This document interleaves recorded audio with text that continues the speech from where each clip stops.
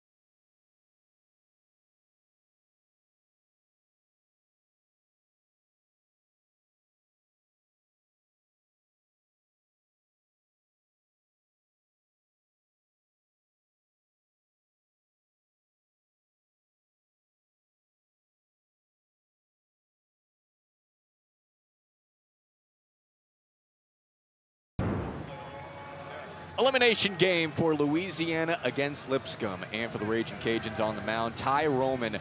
Friday night starter to begin the season. He struggles a little bit early. He moves to the midweek in March, comes out of the bullpen a few times to reset. Back in the weekend rotation starting in April, and down the stretch, he has become one of the hottest pitchers for Louisiana. Averaging about a strikeout an inning, that walk number way low. It's a good 4-pitch mix. But he's a JUCO bandit. He was the pitcher of the year at San Jac. And if you're a college baseball fan, you know San Jac, as good as it gets, this dude is a stud. San Jacinto College in the Houston area. He was terrific this past season, facing a Lipscomb lineup that can really hit fastballs well, especially Cam Pruitt, who had a couple of base knocks against Mississippi State yesterday. He sold out and ambushed a couple heaters early. That backside double over 100 miles per hour off the bat. Hudson Miles, though, he's the catalyst at the top of that lineup. If you're watching Lipscomb for the first time, they go as Miles goes. And we're off in day 2 of the Starkville Regional. Mississippi State beating Lipscomb 10-1 yesterday, and Louisiana falling to Cincinnati 12-2. Second pitch to Hudson Miles is in for a strike, with Matt Cain calling the balls and strikes today. Greg Charles at first, Danon Hyman at second, and Brian Miller at third.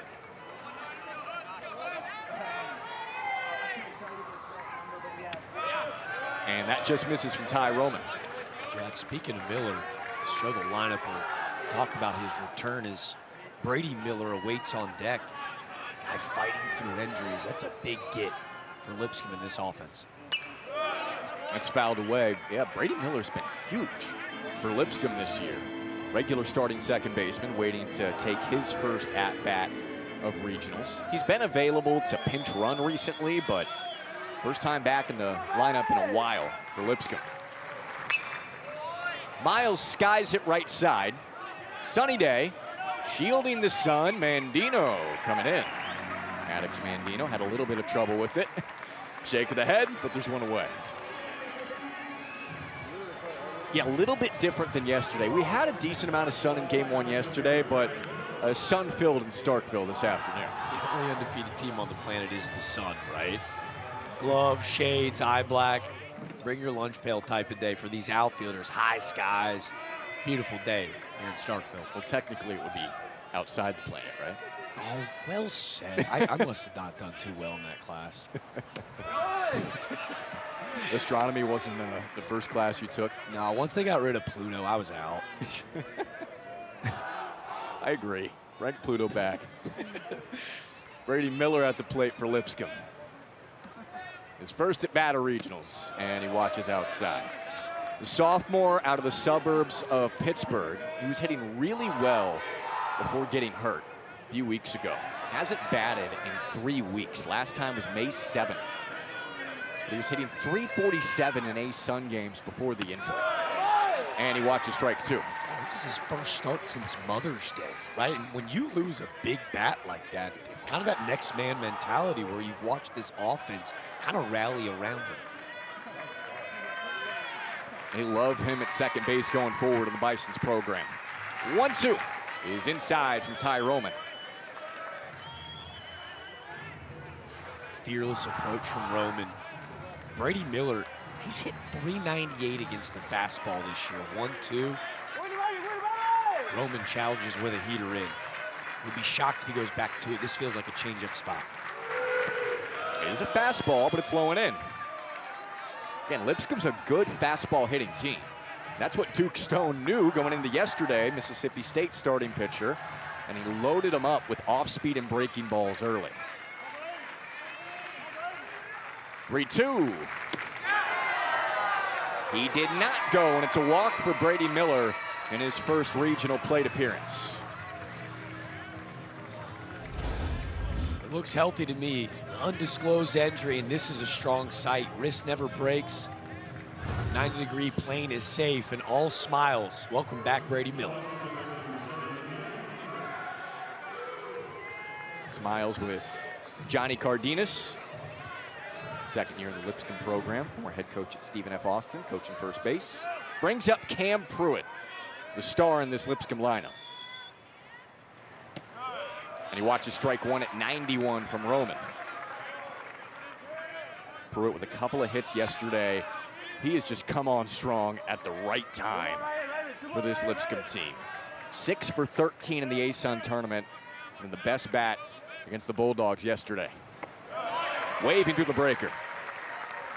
ASUN tournament MVP, a reoccurring theme.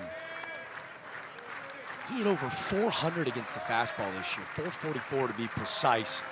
So he's going to see a whole lot of spin from this Cajun pitching staff today.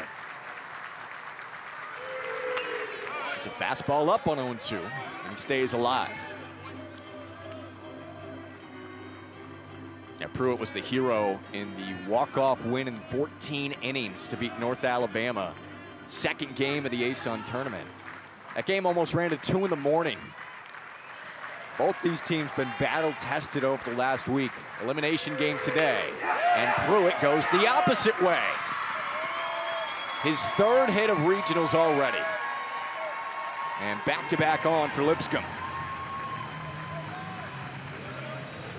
Such a beautiful piece of hitting from Cam Pruitt.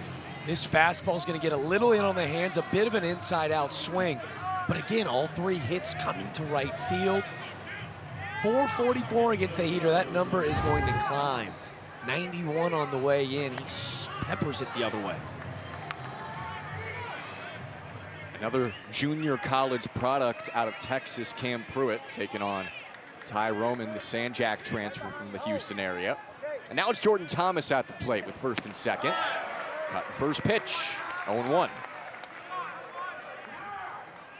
Thomas also had a hit yesterday in the loss for Lipscomb to Mississippi State. 1 for 3 with a walk.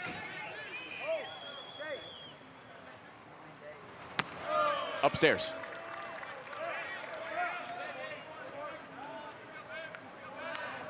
Thomas played the last 2 seasons at Polk State College in Central Florida. You see a pretty big theme with these rosters, a lot of junior college transfers.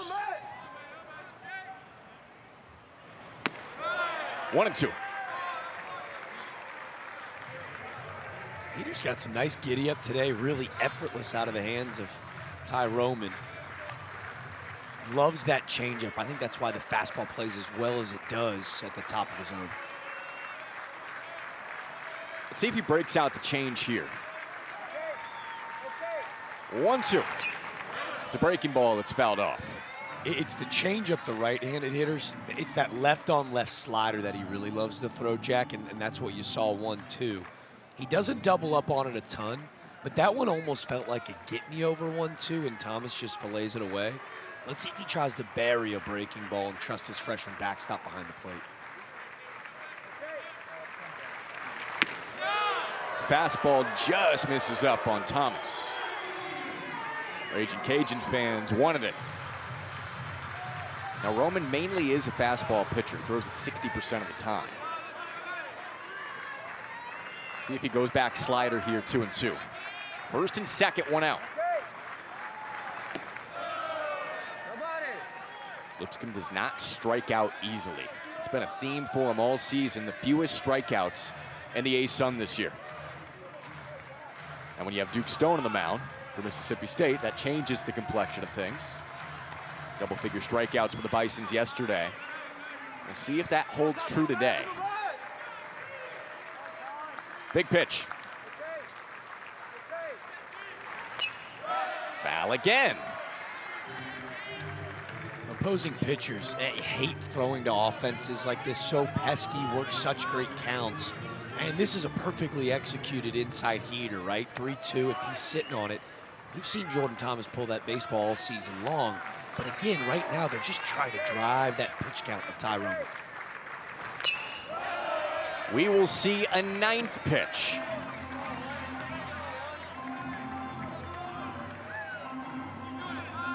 Already 23 pitches for Ty Roman.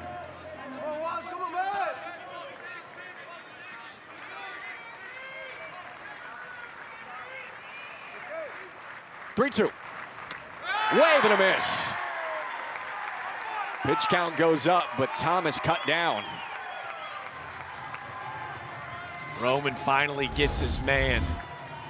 He's geared up for a heater, and he goes back to that big sweeping slider. Left on left, great pitch.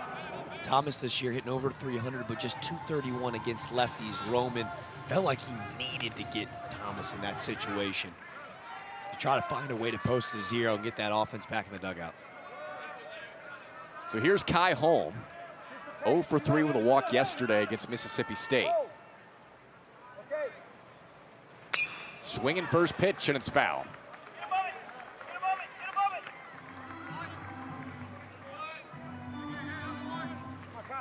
Got good speed on the bases as well with Miller and Pruitt, so extra base hit could score 2 from Kai Holm.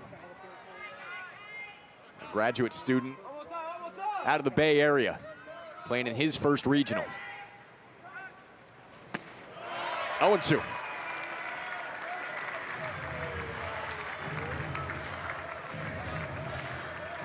Ty Roman's seen a bunch of situations this year. 3rd most starts in the Sun Belt.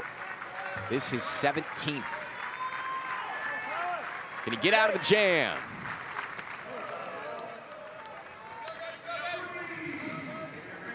His pedigree is perfect for a game like this, where everyone in that dugout's thinking, can't lose, don't want to go home. It's like he who must not be named. Ty Roman says, Voldemort, I don't care. Give me the ball, I want to pitch in this environment.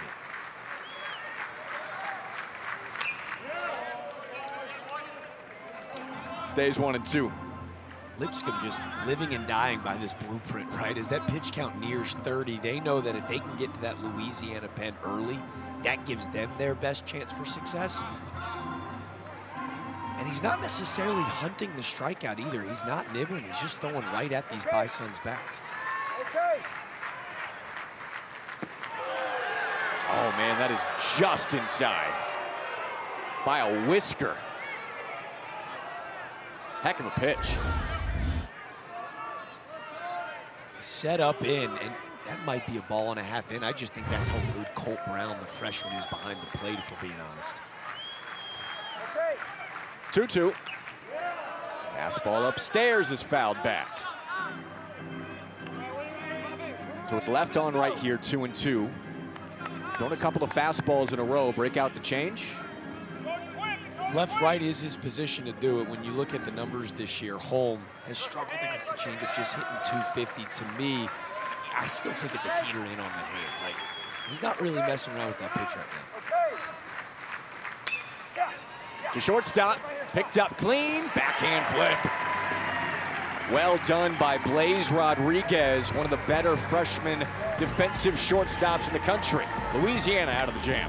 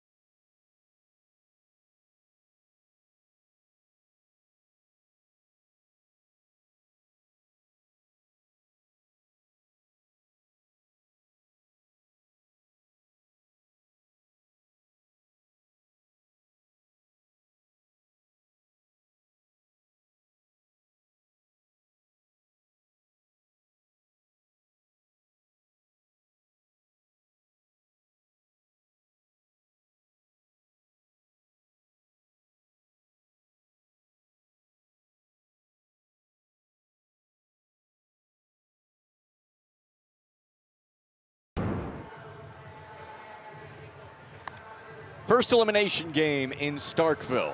You win, you stay alive, and you get to face the loser of Mississippi State and Cincinnati. Would be the second ever for Lipscomb, playing in their 4th regional today, or this weekend. And Louisiana, they've been so consistent as a program. 13 straight regionals where they've picked up at least 1 win. Shows how strong that program has been over the years. Jace Troutner getting the start for Lipscomb today, Jack. Big senior righty, standing at 6'3", 210 pounds. It's a real sinker-slider mix, either in on the hands of the righty, away from him. Making just his 7th start of the season. This guy is a strike thrower. When you look at the numbers this year, you can make an argument at times. He almost throws too many strikes. Throws out a lot of barrels, allows this talented Lipscomb defense to play behind him. Yeah, it's got an opponent batting average of .330, a pretty good argument there as far as too many strikes. Facing a Louisiana lineup that didn't get to show much of its small ball late in the game yesterday against Cincinnati because it got out of hand in the fourth. Well, kind of the peril of going down early when this is style of play who you are, sets you behind the 8-ball. Blaze Rodriguez makes a really nice play to end the inning. Can he kickstart this offense? Just find a way to get on base and allow them to start to play there. You know, we called it Bishop ball. Do we call it Deg ball today? I'm all in on it. Let's go. Coin it right now. Yeah, I don't think he'd appreciate that. Nah, I don't know. He's like, we just call it winning baseball. Yeah, that's right. Yes, sir.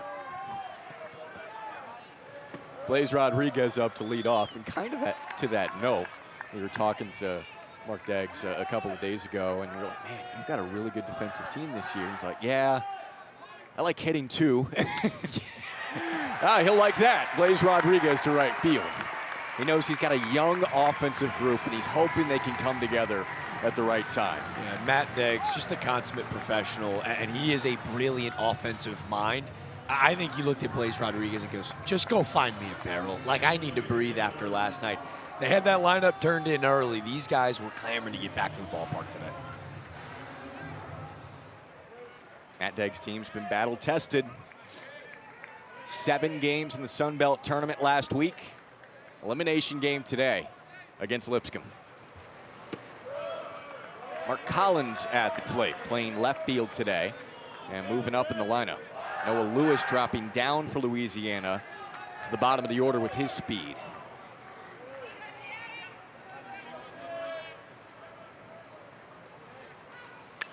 Collins swinging hard and fouling back.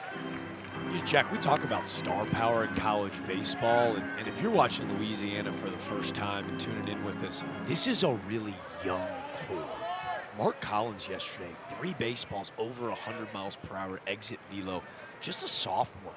Yeah, they start 2 freshmen. It's a young core. 3 freshmen today. What, 4 today? Man, my math is not great, but a lot of freshmen. The red shirt always throws me off, yeah. Right?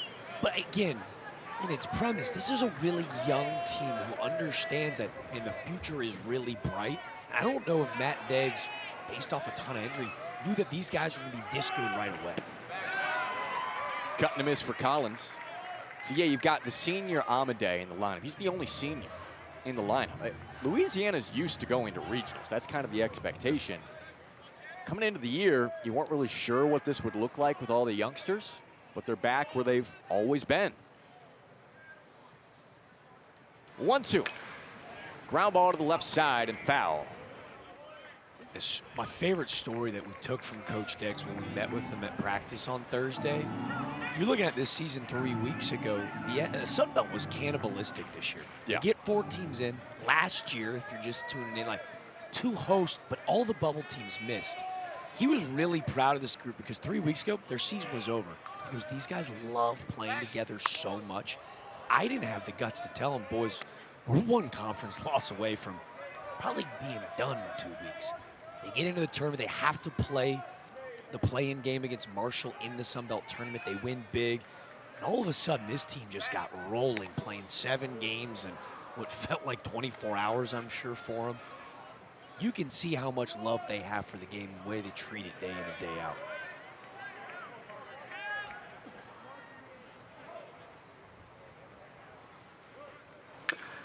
One, 2 is foul. And Lee Amadei said something similar to that after the loss yesterday. And they're asking him about the loss, and he said, yeah, I mean, it really comes down to how much longer do we want to play together. I mean, this group will never be back together. There's going to be pieces back, but this exact group, you don't always think about it from that perspective in college sports, really sports in general.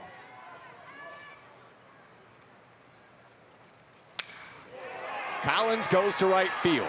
On the move, Eric Carper, and it's gone! Early lead for the Raging Cajuns. Power from Collins.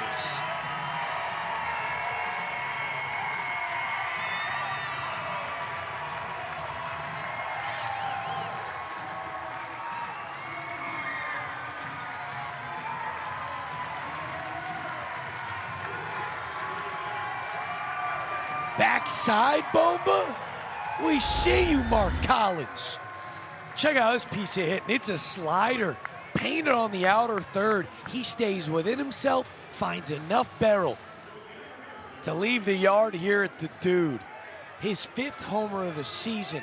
RBIs 18 and 19. There's a reason that they slid this kid up into the 2-hole, man. He looked dialed in at the plate yesterday. Matt Deggs punching all the right buttons. And another guy that really hasn't gotten a ton of run over the first season and a half. He's gotten the nod in the outfield over the last few weeks. Step it up in his first regional elimination game. Collins, he's been dealing with a slight thumb injury. Yeah, that kept him out a couple of weeks and leading up to the Sun Belt tournament. But then he had his best stretch of the season at the Sun Belt tournament. Izamade goes to left field. And Jordan Thomas has it just shy of the track. Maybe for a second, back-to-back, backside. Yeah, there's a little bit of a gust to the outfield, but it's more to right. It might have helped Collins, an extra foot or two.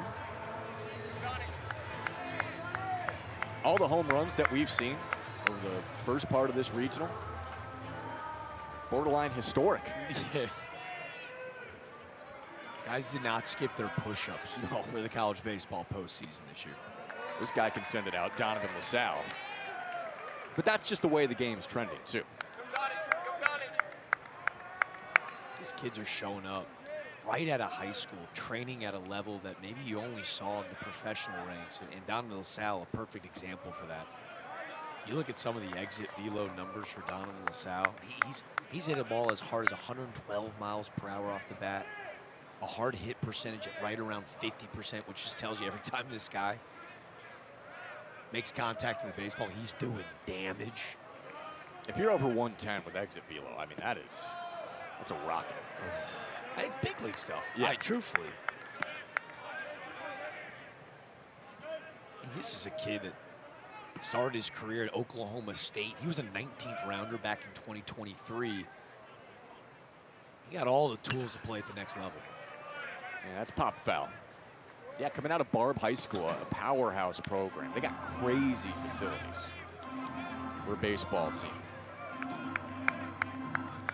And another really fun storyline, like this, a storied program, but also take a lot of pride in representing the state that they wear across their chest. One of 19 kids from the state that play for the Raging Cajuns.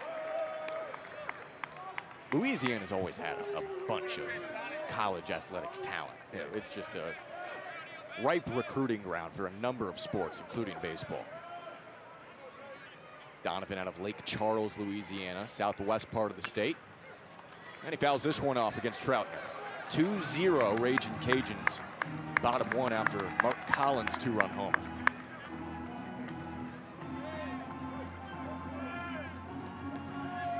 Matt Deggs had his lineup ready to go very early this morning. Like the earliest lineup we've ever gotten. Good plate appearance. You see, love the moxie, a little bit of a bat flip. Yeah, he worked his way to that walk.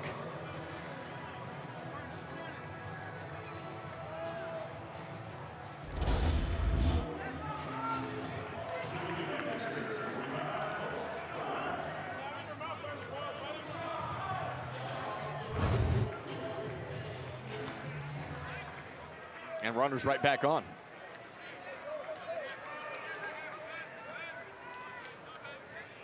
Brings up Colt Brown, the star freshman catcher. And strike pumped in by Troutner, trying to limit the damage here.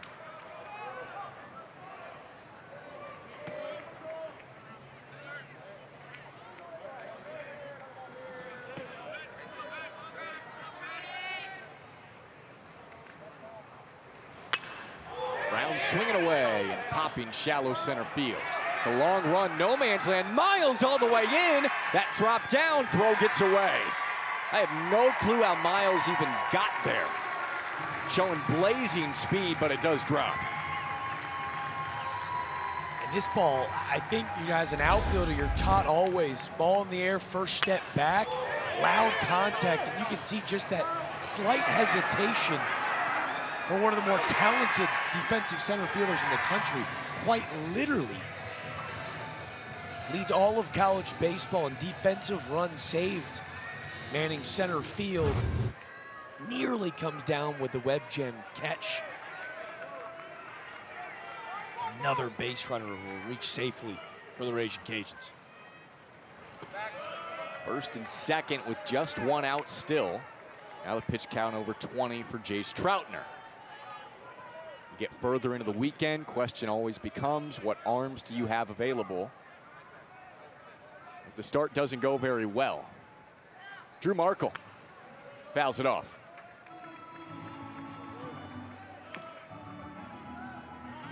And Troutner, the response, right? This is why you have a senior on the mound in these moments. Emotions at an all-time high as you're playing for your life. One ground ball away. He's a sinker slider guy. Induce yourself a double play ball, work out of the jam. When you faced a sinker slider guy, what was your approach? You almost want to take away the sinker. So depending on what the velo looks like, and right now Troutner sitting 89 to 90, I want to almost beat the sinker out in front of the plate and be able to recognize spin on the slider where the approach stays to right center field. In on the hands, fouled off. And Markle, I can kind of relate to. Big, long, lanky kid. Can't relate to the kid's talent. Drew Markle was one of the more sought-after players coming out of the state of Texas. He's the #4 shortstop while he starts his career at Ole Miss. So for him, like, he likes the pitch out over the plate. Like, he can take that sinker on the outer third and still find a way to pull the baseball. But that's exactly what he's trying to do on the mound. So for Troutner, as he's attempting to induce that double play ball, if you're Markle, you're just trying to backspin a baseball at the second baseman's head. There's a big gap right side now. Holding on at second. Going to the left side. Pruitt could be two. And it is. Cam Pruitt makes it clean, holds Louisiana to 2 with the 2-run shot from Mark Collins out to right field. Lipscomb will have to rally down early. Elimination game in Starkville.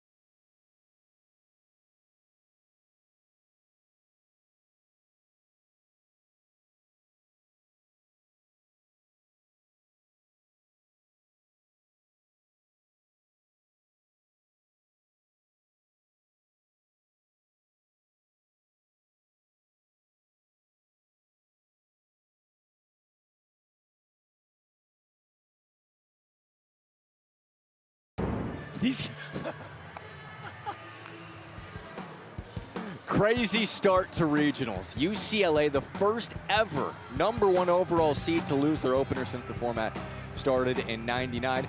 We didn't have just one player hit 3 home runs in a game with Jack and Tilly here in Starkville. We had 4 across the country. Sunbelt was a grinder this year. They only get 1 win, though. Texas State taking down USC late in College Station. And it came off a dude who just broke Paul Goldschmidt's home run record at Texas State. Chase Mora, a 4-year player for the Bobcats, a 2-run homer in the 9th inning to take down one of the most storied college baseball programs ever in Southern Cal. College baseball's the best. It really is. Carter down the left field line. That's where he went for his RBI single yesterday in the 9th. against Mississippi State.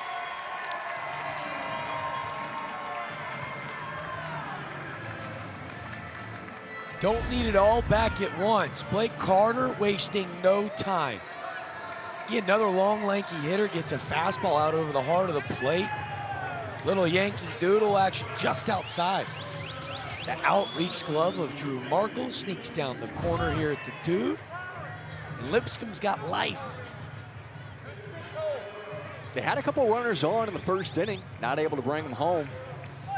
The difference, though, they've struggled with runners on early, right? Like this idea that they've always had to fight with 2 outs. You'd love to see Blake Carter get him going with none. Wave and a miss. Got the first pitch breaker to Damian Keneally. There is some housekeeping here with Drew Markle over at second base now and swapping with Lee Amade, who's at third. Louisiana's had a lot of defensive changes over the last couple of weeks. How about that switch up? Just a couple innings. The baseball will find you, right? Amade's played pretty much everywhere in the infield except shortstop this year. 1-1 to Keneally from Roman. Keneally skies it left center. Noah Lewis, hat comes off, and the ball in the mitt. Because of the style of play, curious why you move Markle, who we saw practicing at third all week. This is where, Matt Deggs knows his roster better than anybody. Maybe anticipating some small ball action where you bring Abade in, he plays over and in. Little surprised with no outs and a runner on second, they don't move the runner. I understand wanting to get the 2 runs in quick, but with that being said, you trust this part of the lineup, and Damian Keneally has had a really productive career hiding the 7-hole. And Alejandro Ludero watches the first pitch strike.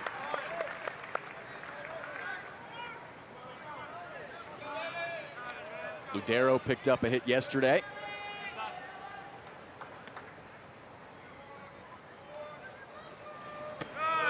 There's the breaker again.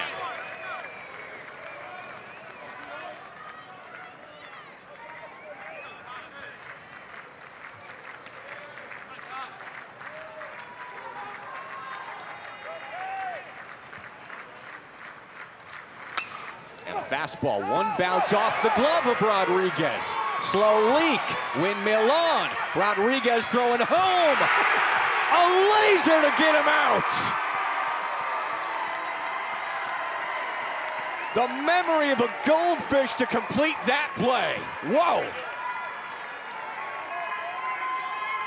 So much to break down. A bit of a base running faux pas from Blake Carter. Cannot run with him right in front. He's trying to stretch it 180 feet. How about Colt Brown hanging it tight? What a play by not only Blaze Rodriguez to stay with this. Watch, base runners in front, his eyes come off the mitt because he's gonna make a snap throw to third. Not lollygagging the baseball, but not thinking, you're not gonna test this can of an arm, are you? Long hop, no hop, right on the money. Love the Ted Lasso line from you on the Goldfish. We see you, but this is the type of talent that this freshman possesses. Again, almost like a receiver across the middle of the field. Got to catch it, then go. Base runner right in front. Wants to make the throw quick, right off the end of the glove. A rare error on his end, and he makes up for it almost immediately. Now there is still a runner in scoring position with Ludero advancing to second, but 2 gone and a run saved. Eric Harper at the bottom. His first at-bat of regionals, 2-1. I understand the base running mistake there. However, it had to be a perfect throw from Rodriguez to get Carter out. And it's a big-time cannon. Like, there's a reason that this freshman is playing every day at that spot. When you think about Louisiana baseball history, you want star power? Think about Kyle DeBarge in this uniform 2 years ago. Matt Degg said, I see a little bit of that in 2-9. DeBarge drafted by the Astros. Blaze Rodriguez was such a bright future wearing this uniform, and you can see why. That's a big league arm that he just showcased. Big cut from Harper, 3-2. I mean, you think about a couple of other shortstops to go through Louisiana. Blake Trahan, Hayden Cantrell, both guys in the top 5 rounds. Rodriguez looks to be the next in line. Saved a run, 3-2 for Harper. Strike 3. Louisiana gets out of the second unscathed. Terrific defense and clutch pitching.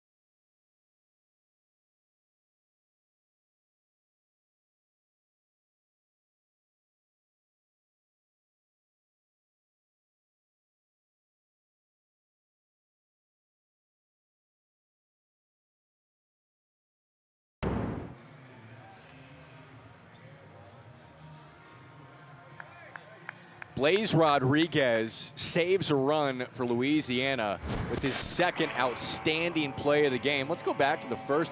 Lipscomb had first and second here. That very easily could have gotten up the middle, but he made that look smooth, Jack. So casual, so ho-hum, rolling out to his left. But this play, watch his eyes. You can see he's got the base runner dead to rights. He goes and picks up this baseball and unleashes a howitzer to home. I mean, that baseball you could have hung clothes on. Such a pretty throw from the young freshman. First pitch swinging here, tailing towards the line on the charge. Thomas. Not much room in foul territory at the dude. It hops onto the berm for a crashing young fan. Oh, what it's all about. And Check out she's this bumped. reaction. Yeah. I got a weird feeling folks won't be as friendly later this evening fighting for foul balls on that berm. Well, I just don't think she'd have a seat tonight, like, if we're being real. That's a good point. That's a good point. I mean, they opened the gates an hour and a half before, and they literally sprint to get spots on the berm here. That's got to be one of the cooler traditions, not just in college baseball. They rip a little Lion King for us when they come storming. Yeah. That's beautiful. And a strike into Maddox Mandino, leading off 7-8-9 up for the Raging Cajuns, trying to add to their 2-0 lead. The funniest thing about that tradition here at the Dude is Troutner deals. Wave and a miss. Got him swinging. There's interns, basically, trying to corral everyone as they come in with a rope, like herding cattle. Yeah, and if you're unaware, right, so that gentleman sitting on the berm in right and left field, those seats up to GA. So if you've never been to the Dude, it is a madhouse sprint to get to the berm, so you can get your lawn chair situated and your cooler all set up. It is not as laid back and as casual here at 2 o'clock as it will be tonight at 8. This place will be completely full. It felt full yesterday with 11,000 in attendance on a Friday afternoon for Mississippi State's game against Lipscomb. It'll be about 15 plus tonight. In the winner's bracket. Elimination game here. Ground ball to the right side from Josh Lim for the second out. Getting started DH today. After a pinch hit single last night, Lim, a freshman that Matt Dex loves this kid's approach in the box, but really the respect towards the game, right? That's a 4-3 put out. Brady Miller, easy money. See how hard the 90 was down the line? This is the kind of tenacity this kid approaches the game with every day. A little undersized at 5'7", so you have to have those intangible things to make it work and get to this level. Noah Lewis watches low and inside. Bottom of the order for Louisiana. And he batted second yesterday, but shift down to the bottom after going over at the plate. That gets away from Troutner. For the most part, you look at the righty-lefty splits. Reverse in Noah Lewis's standpoint, 296 this year, 310 against righties. So maybe you hide him down in the bottom of the order and let him go ambush some fastballs. Show him bunt and takes it. I like the idea with the speed, though, of Lewis and Rodriguez, kind of that second leadoff man down at the bottom.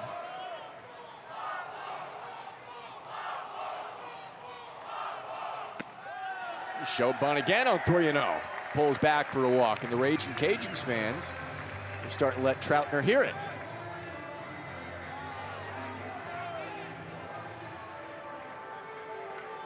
Got some ball four chance going on, and a man aboard with 2 outs. It's a shades of College Station. Yeah. The Raging Cajuns raging this Saturday morning. Those not necessarily show me bunts either. He's got 7 bunt full hits this year. He's got blazing speed with 14 stolen bases as well, too, and with the top of the lineup up. I don't know if it's a matter of if, but when. Snap throw, Lewis, very fast, gets back. That's a fun matchup because Ludero has a cannon behind the plate. Troutner will go to the slide step.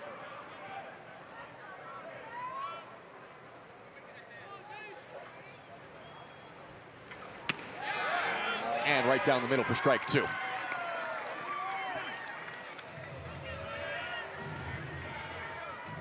Troutner settling down in the second inning after giving up a single and a 2-run homer to start in the first. Home run came from Mark Collins.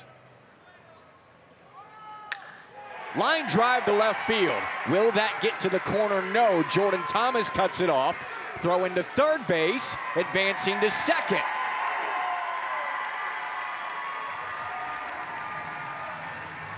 Blaze Rodriguez is having himself a day so far.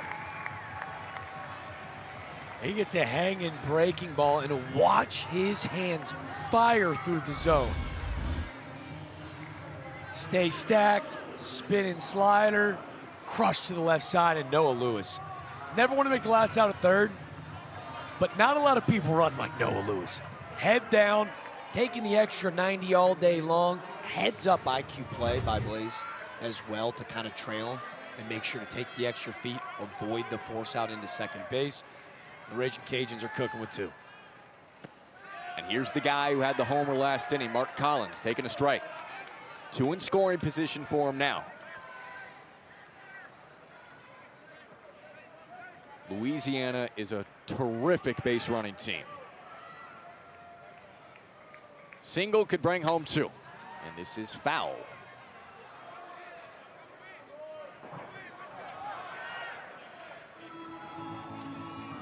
Troutner, this is where you start to play chess, not checkers. He took a breaking ball away for his homer just an inning ago.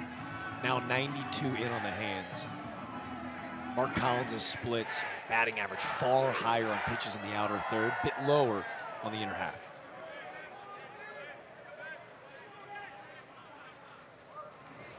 That's right down the middle and a rocket out to left field. Blaze Rodriguez coming home. Raging Cajuns up by 4.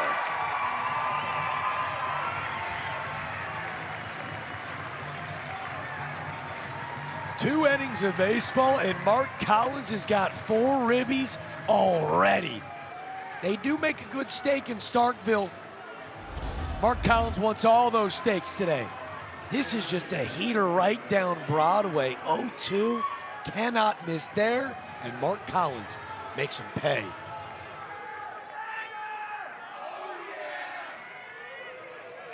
Living up to the stakes of this game, he wants a 16-ounce ribeye from Big E's, man. Hey, they don't slight you on any of those ounces either. Shout out Big E and shout out Mark Collins. Love it.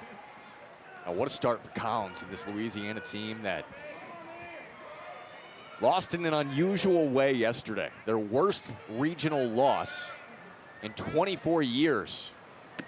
Amade watches a strike, which is just a compliment to the program when you think about it. Every team's going to lose big once in a while, especially when you face great teams in regionals. They haven't lost by 10 since 2002 in regionals against LSU. And Amade watches out. Ludero will fake the throw down to first with Collins coming back. I think it's a testament to that community. Yeah. How they cherish and treasure baseball at that school. Year in and year out, you know you're getting a competitive group. And to your point, dating back to 02, that's how consistent they've been. Look out. Amade sends it just past the Lipscomb dugout. They're their 20th regional all-time NCAA tournament appearance. They did make the College World Series one time back in 2000. Multiple supers. 6 overall seed back in 2014. They almost had 60 wins that year. Runner goes. Ludero made that really close. I'll tell you what, I know he's safe. This throw from Ludero, this pitch is taking him into the right-handed batter's box. This shouldn't be close.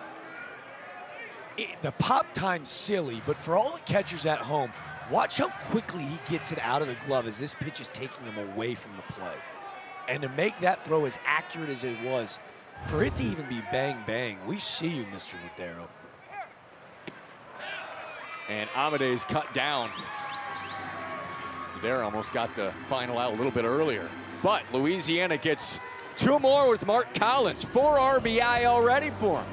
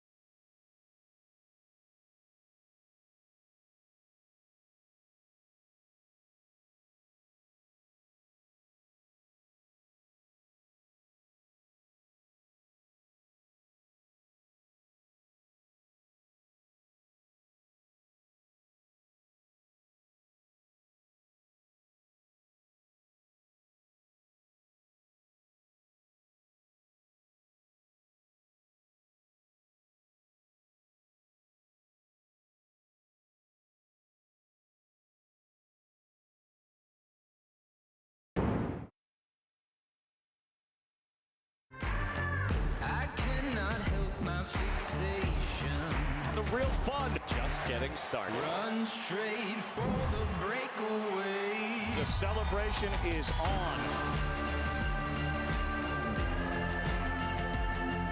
Couple of weeks until Omaha, the destination that so many teams crave. Talked about how Louisiana's been there once before, but their season's on the line today in an elimination game against Lipscomb. Great start for the Ragin' Cajuns. Up 4-0 with 4 RBI from Mark Collins. 2-run homer and a 2 RBI base hit this past inning. Top of the order for Lipscomb, Hudson Miles. Taking on Ty Roman, it's 2-0.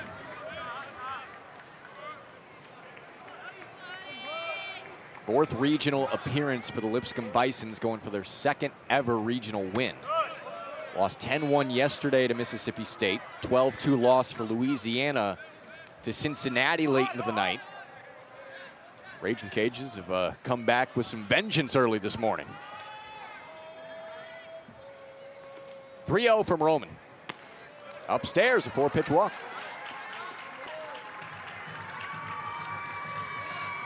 He's their spark plug. Needing a response, Lipscomb turns to the top of the lineup, drawing his 22nd walk of the year.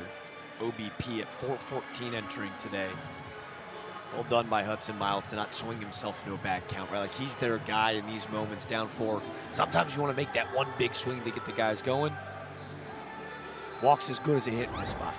Also easy to press if you're Lipscomb. You've had traffic on the bases over the first 2 innings, just not able to bring them home, and you're starting to see the lead expand on you. First mound visit of the game for Louisiana and Taylor Sandifer. Last 3 years as the pitching coach at Marshall after 4 seasons at Western Carolina. Emphasizing something that everybody on that mound already knows is the importance of winning the zero battle. You get your crooked numbers in the bottom of the first and the second. You always talk about winning the zero battle. To be able to capture momentum, just to be able to throw up a goose egg in these spots, make them earn it. Those free 90s, those leadoff walks will kill any pitching coach. But especially after your offense is really starting to get rolling, he's going to go hunt a double play ball here. This feels like that changeup, that vaunted changeup the second time through the lineup. It's a fastball to start, inner half of the plate. Haven't seen much of the changeup so far from Ty Roman. Second straight game that the Louisiana starting pitcher, going back to Cody Brash last night, thrown a bunch of heaters early. But it was the second time through for Cincinnati that got to Brash. And we'll see if it's a bit of a different approach with more off-speed and breaking balls. Second time through today for Roman. Miller walked his first time up, swinging away and swinging through. On cue, Brady Miller right over the top of that change piece. Talked about Miller's success against the fastball. Would be shocked if they go heater here. You reach deep in the bag, show him 3 different pitches in 3 spots. You'd see him go to that slider off the back foot. Loves that pitch, especially against right-handed hitters.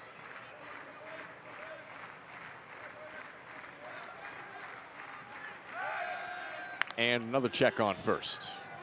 Hudson Miles over there, great speed.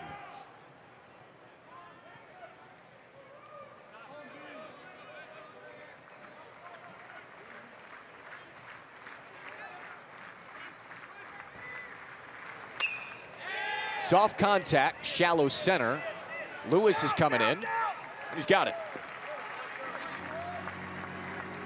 That's a difficult catch for a lot of center fielders, but not Noah Lewis. Not Noah Lewis. No hat, no problem. It's flown off 3 times already today. Yeah, when you run like that, I've never had a problem. My hats firmly stay on top of my lens. No worries chasing after the hat. I think Noah Lewis probably runs out of that thing quite often. He's probably, what, a 6'4" runner? Yeah. When you run as fast as he does, it's just clock my comes with the territory. Yeah, clock my 60 with a sundial. Isn't that the dad joke of the day? We'll have a lot of them today. I appreciate the sympathy laugh, too. I needed that one. Well, I love a good dad joke. Okay, that's fair. Cam Pruitt watches the slider inside. He singled his first time up.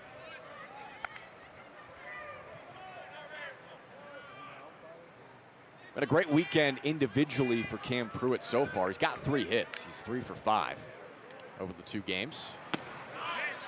And watches a fastball for a strike. Coming from Northeast Texas and Paris Junior College last year. His first season was at Wharton County Junior College, not far from Houston. So first 2 years in JUCO. Now at the Dude, he fouls this off. Just a chance for guys to soak in a unique experience. They've taken the long road to get here through junior college. And Cam actually told us he was talking on the phone with his dad, Rashad, a couple of days ago. And that was Rashad's message to his son. Soak this all in, man. Like, not many guys get to play D1, let alone in a regional on this stage. And Pruitt strikes out swinging. Still overall 3 hits for him this weekend. And a good experience for Cam Pruitt individually at the Dude. Ty Roman has almost proven to be just as effective out of the stretch as he has in the windup, with Hudson Miles dancing over at first base with 14 stolen bases on the year. He's really played with timing. I think in large part has given these Lipscomb hitters another reason to be off balance.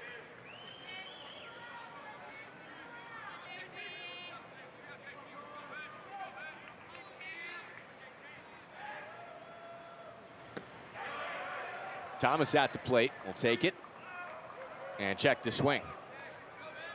Roman's got all of those nuances down with all of his experience. Even within the year, again, it's his 17th start.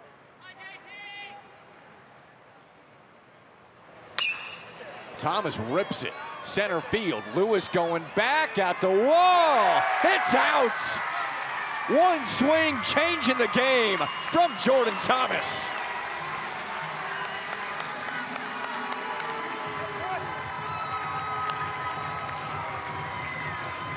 He is the power for Lipscomb. Lead carved in half.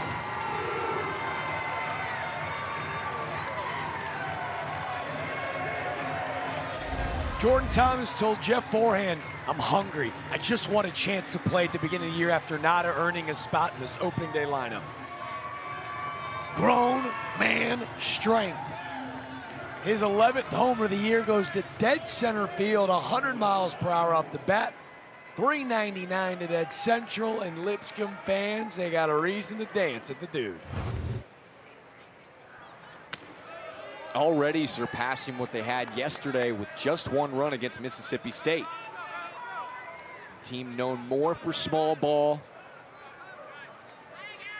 Death by 1,000 paper cuts at the singles, but it's Jordan Thomas who brings the thump in the heart of the lineup.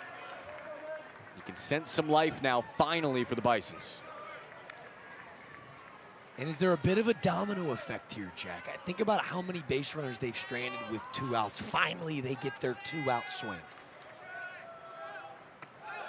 Kai Holm watches up. Now it's 3-0 on Holm. Louisiana struggled to close the door with 2 outs against Cincinnati yesterday in the middle innings.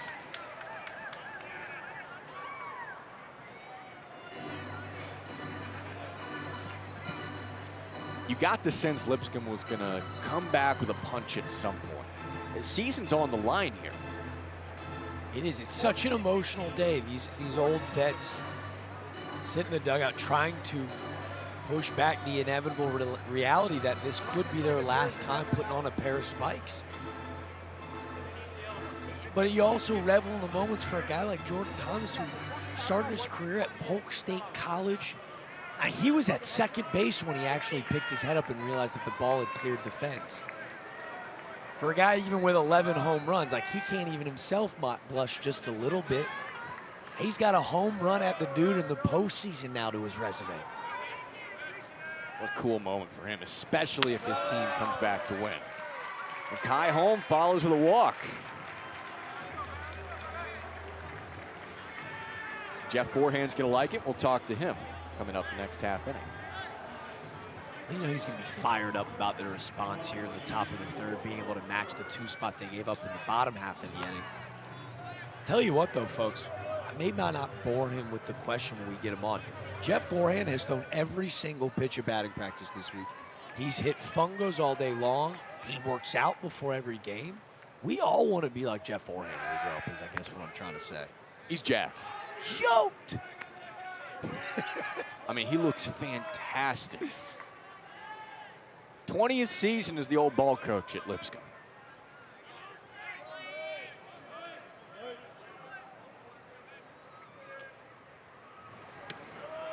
And there's a strike to Blake Carter. He zips those pitches in, BP too.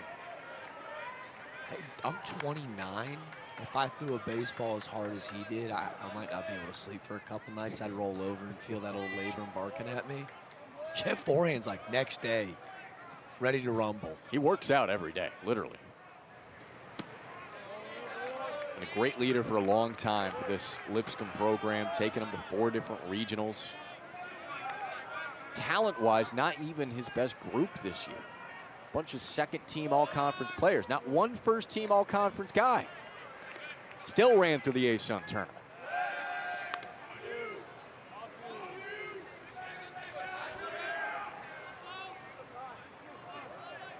Lipscomb was on the brink of getting the 8 seed in their conference tournament. They needed to win their last series against Central Arkansas. That vaulted them to the 2 seed, got the double bye, made the path a little cleaner. Here they are. And the breaking ball misses from Roman. They didn't want to make it too clean, though, right?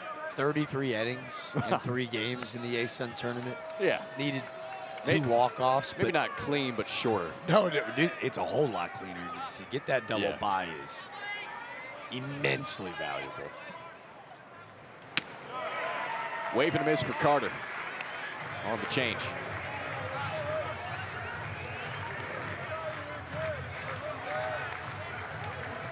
Hey, one more swing could tie it here for Lipscomb. And Carter's already got a double.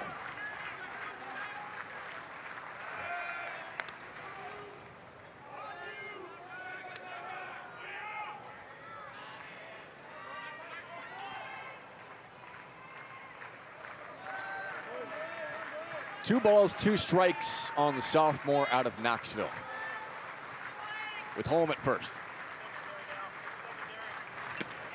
Cuts through it.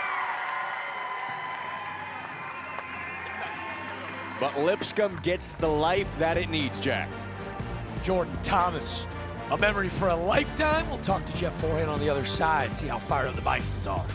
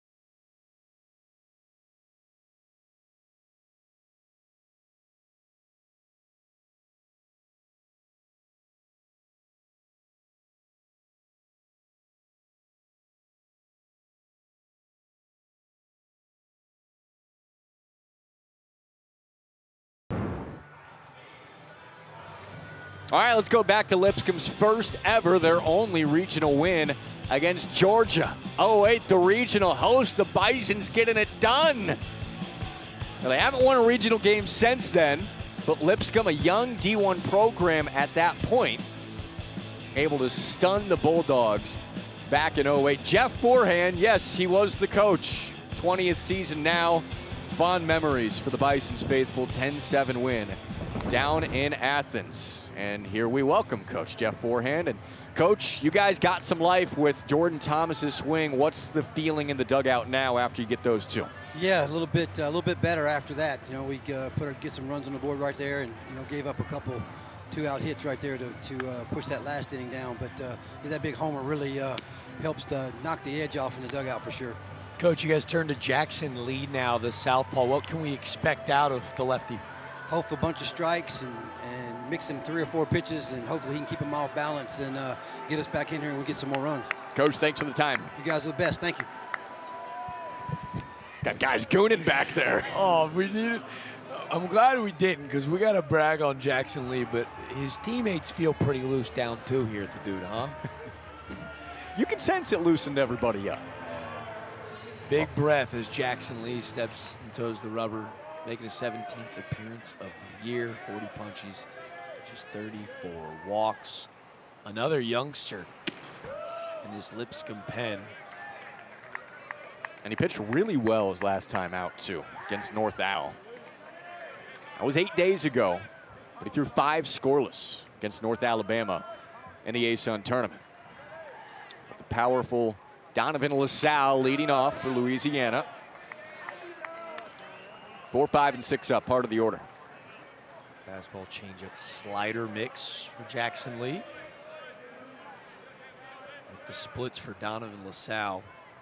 That's right-handed. Hitters lead. You're going to see a lot of off-speed hiding. You see the fastball up underneath the hands. Try to bury that breaking ball in the back foot. Another strike thrower for Lipscomb, similar to Troutner, but at times, like a youngster, you get away with that 91-mile-per-hour fastball over the plate. Will not be the case today against the Raging Cajuns. It's on the inner half. That's just the story of regionals, right? And yes, conference tournaments to a degree, but once you start facing the best teams in the country, that margin for error gets razor thin in every way. Yeah, even 3-0, right? Like he's all over the money on that inner third. There's nothing out over the heart of the plate, so even that sinker that he paints, like that's a great sequence to get back into the count and force it full. I like that sinker, though. He doesn't throw that pitch a ton, just about 13% of the time. Let's see if he goes back to it full, tries to get him to chase yet again. Wave and a miss. Got him swinging through it. A little giddy up for the freshman. 91 on the fastball. He's just going to blow this thing right by Donovan LaSalle. Middle, best on best. Jackson Lee, welcome to postseason baseball. Fearless taking on the top slugger for Louisiana. Comes Colt Brown, the freshman again, who singled in the first. He takes a first pitch strike.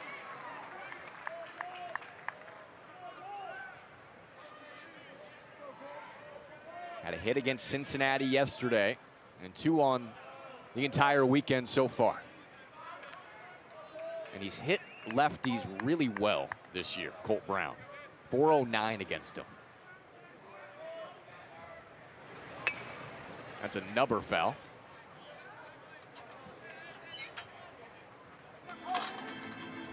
Colt Brown, just a freshman, a Texas native who maybe anticipated sitting behind a fan favorite for Louisiana, Jose Torres, who tore his ACL before the season. Was heartbreaking not only for him, but really the entire community have grown to love the Panama native. Brown launching down the line in left field, soaring towards the rings. Colt Brown's first postseason homer.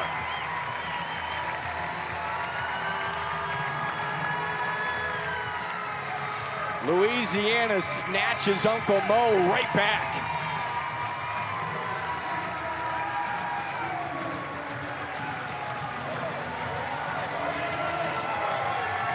Freshman phenom, a Buster Posey midseason finalist. Think he knew he got it. Little handsy. Watch his bat flip. I count 6 rotations for the freshman.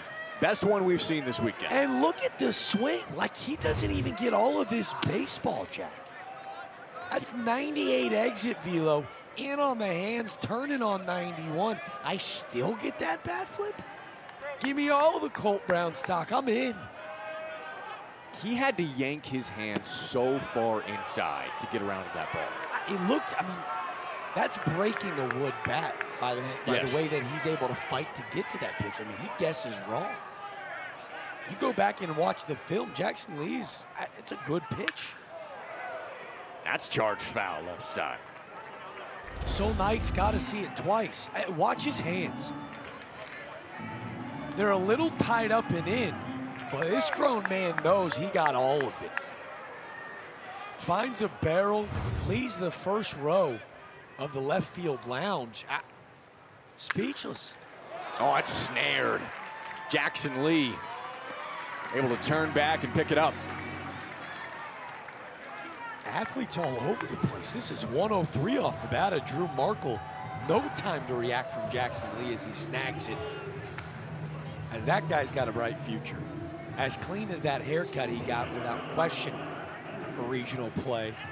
Matt Deggs told us, I know that he was selected to the Buster Posey midseason watch list. There's a little bit in that, in the swing, in the leadership. The tutelage of Jose Torres, who we told you had been their backstop for the last 3 years. He's really mentored the young man, but he is clearly a special, special talent. Now Matt Deggs is out there talking to Matt Cain. Making some kind of change, perhaps. I still got eyes on Josh Lim on deck. I'm not sure if Maddox Mandino up in the lineup, if they're just trying to buy some time for a pinch hitter. Looks like that's the case. Yeah, Maddox Mandino's due up. He's 0 for 1 with a strikeout. Mandino's a lefty, but he's actually hit lefties well this season, Jack, to the tune of 350. Limited sample size, but a bit surprising. Hey, that's why Matt Deggs is the man we're up here talking about him. Yeah. Well, Matt Deggs makes the change to Owen Galt, who started yesterday. Been frequently in the lineup over the last few weeks. And subbing in with 2 gone here in the 3rd. And Louisiana up by 3. Look out. Everybody's safe. Now we can laugh. He must have forgot the pine tar before he went out there. It was the last second. Pinch hit. We'll give him the benefit of the doubt. He's going right to the pine tar right now, right? It's a bird, it's a plane, it's a baseball bat. How much pine tar do you actually need with these grips on the bats and the gloves? I mean, you see it in the majors all the time with the wood bats. After you let the first one go, you need all the pine tar. Yeah. Did you use any? All of it. I thought it made me look cool, though. Galt holds onto the bat, but pops it up right side. Shielding the sun. Very bright. Backing up into it, Keneally. So Jackson Lee faces 4. One he doesn't retire is Colt Brown. Solo shot out to left.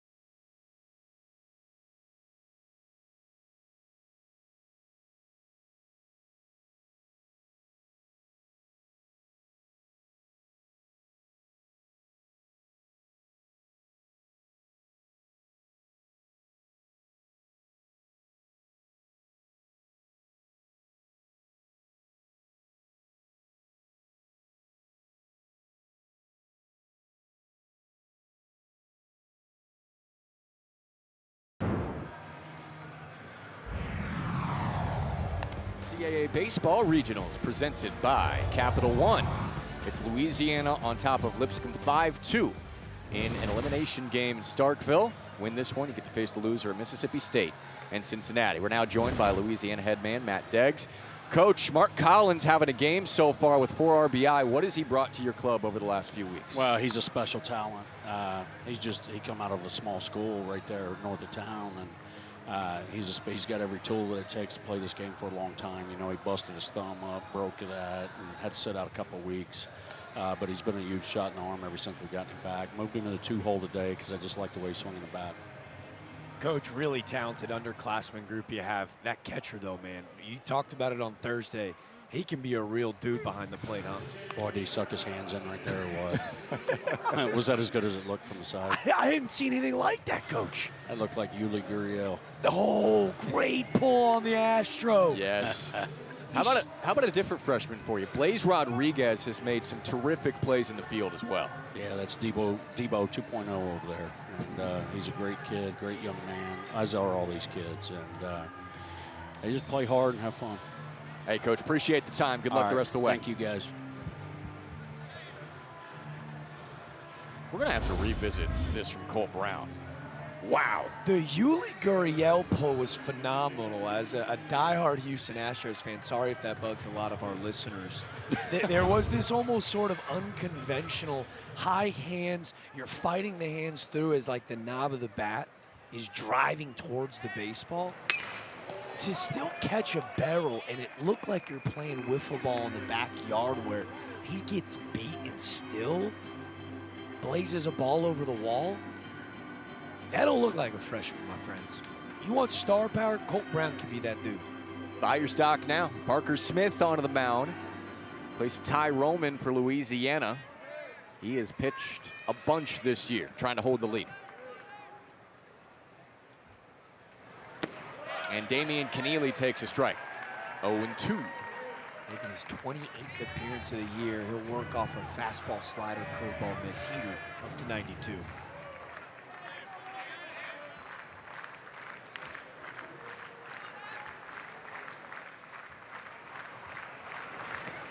Goes to the slider, and Keneally will hold. Now, Parker Smith pitched 5 innings a week ago against Texas State, gave up just 2 runs. Those 2 runs, the only he's given up over the last couple of weeks. 2 runs over his last 5 on the mound. 1-2. Slider again, got him swinging. And this kid's really still learning to become a pitcher. It's a big body, 6'2", 200, 205. They said he's put a ton of weight on in the weight room in the offseason.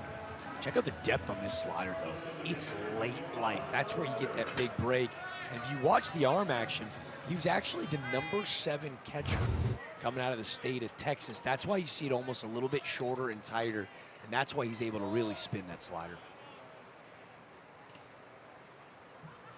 Here's the catcher at the plate, and Ludero takes outside.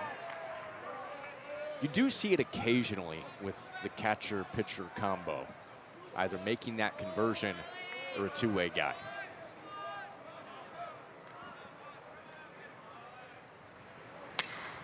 Hot shot up the middle from Ludero. 97 miles an hour off the bat to center. Ludero, remember, it was an E6, but another ball hit right on the nails. 2 strong ABs that throw from behind the plate. Just a sophomore, too. These underclassmen for both of these mid-majors, quote-unquote. They've got some serious talent, both these dugouts behind the plate. Got to be a lot of encouragement going forward, regardless of the result today for both programs. Eric Harper putting a charge into it first pitch, but right at Noah Lewis. Giving us no time to brag on him is Eric Harper. Yeah. Just making his 6th start of the year due to some injury today, making the most of his opportunity.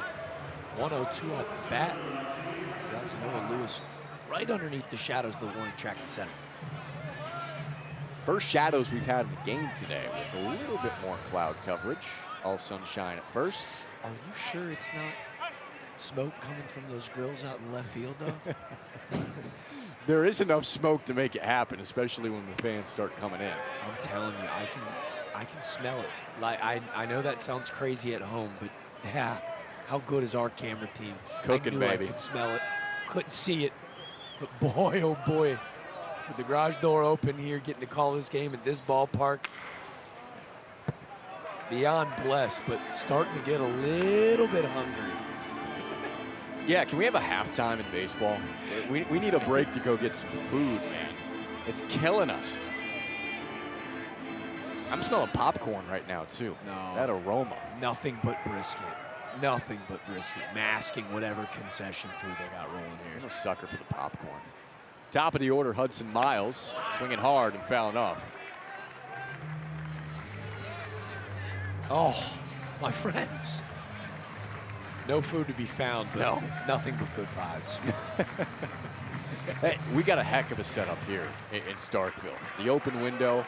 I know we're joking that the aroma's killing us, but the dude is a masterpiece. Lucky to be here this weekend.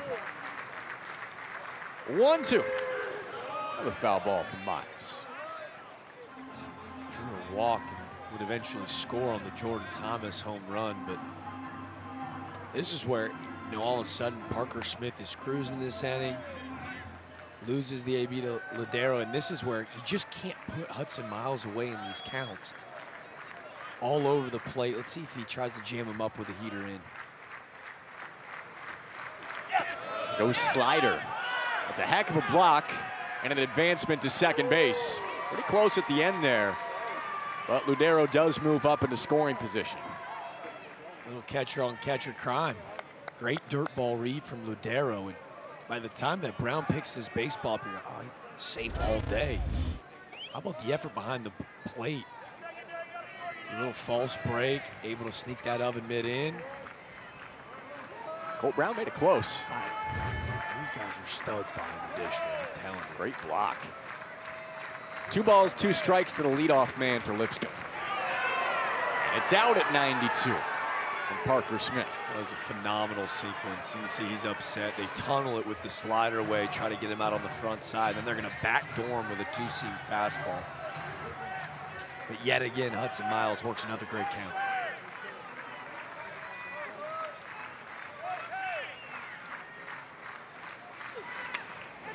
Line drive foul.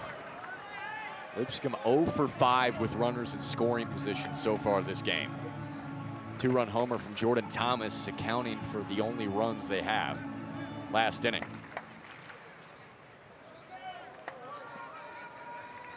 Got to start capitalizing on all these chances.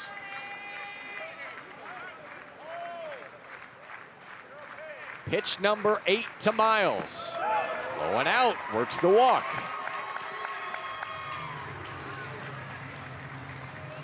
Second walk today for Hudson Miles at the top. Ball player. Fouls off the changeup in the 3-2. They go back to the slider, respecting the bat of Hudson Miles with that big heater that Smith's already showed us. Doesn't chase, passes along the baton. The tying run stands in the dish. It's Brady Miller. He's got 2 homers on the year. His first start today since the first week of May, dealing with injury. Watches inside.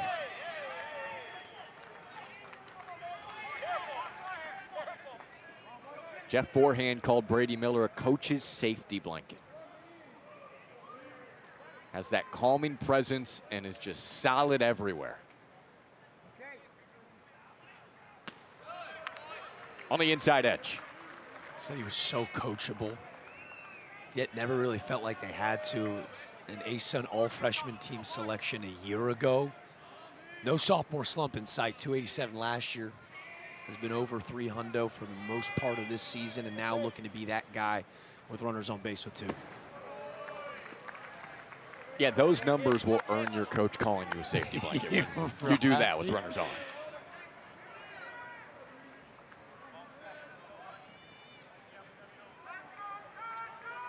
Ludero at second, Miles at first. And tying run at the plate in the 4th for Lipscomb. Miller swinging through heat. That kind of felt like a scenario 2-1. Brady Miller, who's hitting .398 against the fastball this year, was just selling out. He was swinging out the hand. A 2-seam that was about 3 balls in. Count even at 2.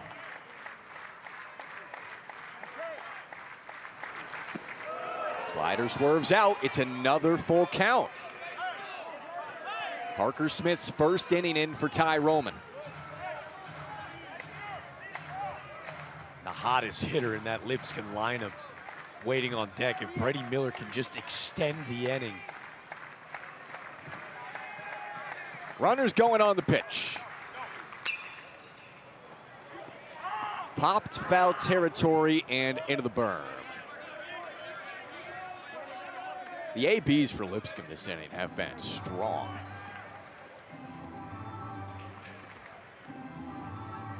Spoil, fights to stay alive.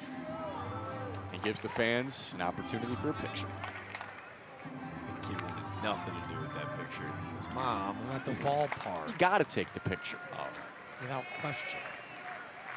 Here we go again. Runners moving again. 3-2, 2 outs. On the edge for strike 3. Huge punch out for Parker Smith. Lipscomb can't capitalize again with runners on base. at the Dude elimination game in Starkville.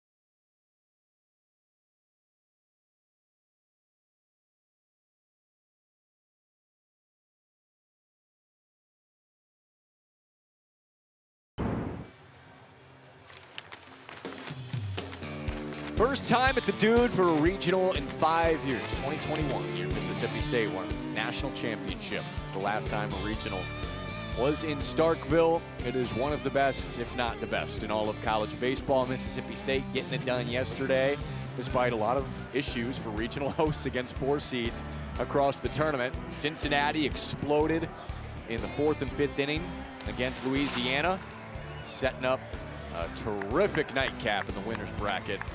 And those lofts out in left field lounge will be rocking. With Duke Stone throwing the way he did yesterday, shades of that 2021 national championship feel a little bit more prevalent with the return of Ryan McPherson tonight. It'll be their star ace, Tomas Valinkis. And the emergence of his brother, Vitas, late in the season. Man, that narrative has got Omaha written all over it, doesn't it? Storybook. Look at the rest of the landscape, too, with so many number ones going down. UCLA, one team every week of the season, based off the D1 baseball polls. Maybe Omaha's crazy again this year. We had Murray State there last year. A couple of these mid-major squads. Jacksonville State looked remarkable yesterday, a top 25 team, a 3 seed. I got a weird feeling where the wackiness has just begun. Josh Lim got a little bit jammed, but sends it out to shallow left center. The freshman out of Baton Rouge with a leadoff single. He's a switch hitter. He's a freshman with an awesome plan of attack. He earns the start today after a pinch hit single late in the game yesterday. You can tell, right? Super well coached. His dad, Ron, actually played for the great Skip Bertman at LSU. Growing up in Baton Rouge, Matt Deggs sure is glad that he's on his campus. Noah Lewis goes around for a strike. But yeah, you talk about his dad, Ron. He was also a switch hitter at LSU and also undersized at 5'7". And that was Josh's inspiration, not only to be a ball player, but a switch hitter as well. Started working on it, T-ball, 4 or 5 years old. Saw his pops do it. All those reps, both sides of the plate. It's worked out pretty well for him.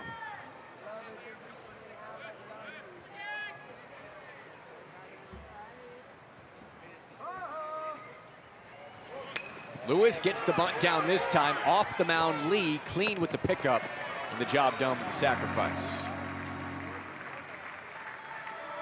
Similar methodology, right? One's for me, two's for the team. That first bunt is a bunt for a hit attempt for Noah Lewis, who can just absolutely fly to the baseline. He's got 7 bunt for hits this year. But this will go down as a sacrifice for the top of the lineup, who, between Blaze Rodriguez and Mark Collins, who have been in fuego today. Then Amade, who hasn't had a great game so far, but just what he's done on the season, looming behind those guys too. Big sequence here with Lee on the mound. Rodriguez showed and takes a strike.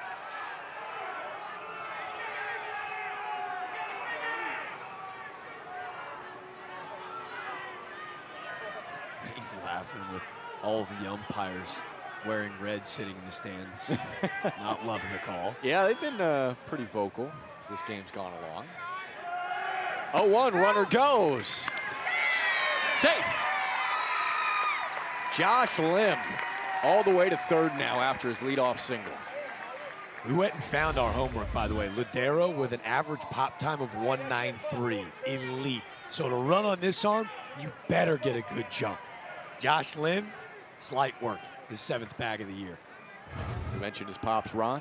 33 steals in 89 for the Tigers. Josh can do it too. That's low and in the infield is in now for Lipscomb with 1 out and Lim at third.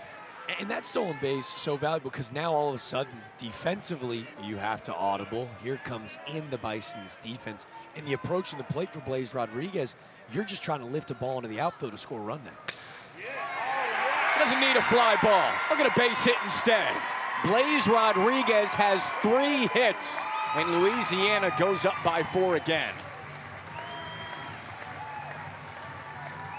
Yeah, this feels like a young freshman maybe growing up right in front of our own eyes. Fastball down in the zone. Watch him sink in the lower half. Catches a clean barrel at 98 miles per hour. A laser pass, Kai Holm, the shortstop. Louisiana Raging Cajun offense is rolling.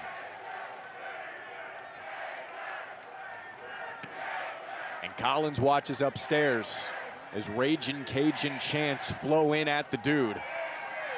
Career high 4 RBI already for Collins. And with just 1 out in the 4th, feels like Louisiana could create maybe a hill too steep to climb for Lipscomb. He'll lay it down. Lee spinning, firing on the money. Good composure from Jackson Lee. That is not an easy play. I love the decision by Collins. Infield's played back, the corners are back as Pruitt was about 3 steps behind the third base bag. So this is all on Lee, the pitcher. Turn, throw, strike right on the money. The composure from the young freshman to steal away the 3rd hit of the game from Mark Collins. Probably not looking for the sacrifice there, but he will get credit for it. 2 gone.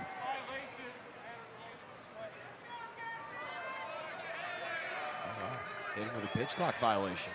Is that the first one we've had all weekend? It is. We had a warning yesterday. It was a disengagement, but yeah, it's the first one we've had. Yeah.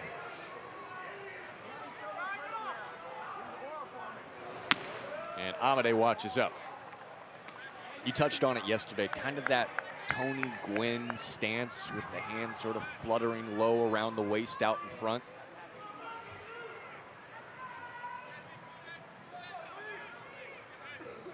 Duck on the pond for him, 2 gone. And a check on Rodriguez. That was a little funky and was drawing balk calls from the Raging Cajun faithful. It's clean. Just an impressive catch by Holm to keep it in front.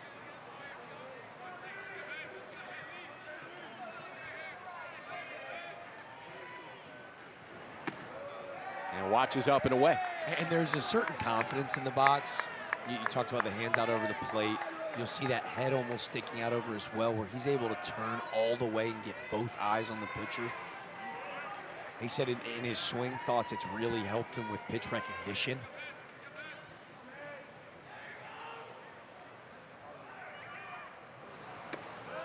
Saw that all the way, 3-1.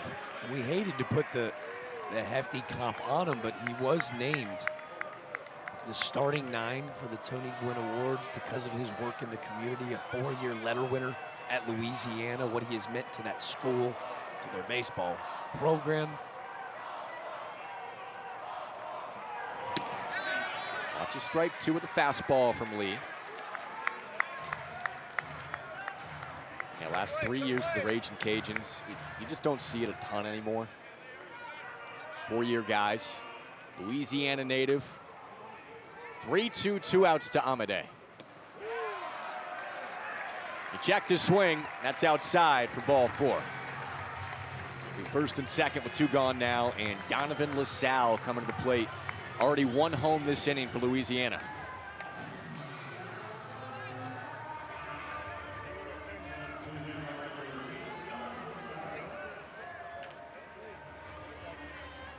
Feels a little bit similar to the Mississippi State game yesterday for Lipscomb, where it's teetering in the middle innings. Can they hang on? There's 1 swing here from LaSalle, who's as likely to do it as anybody for Louisiana.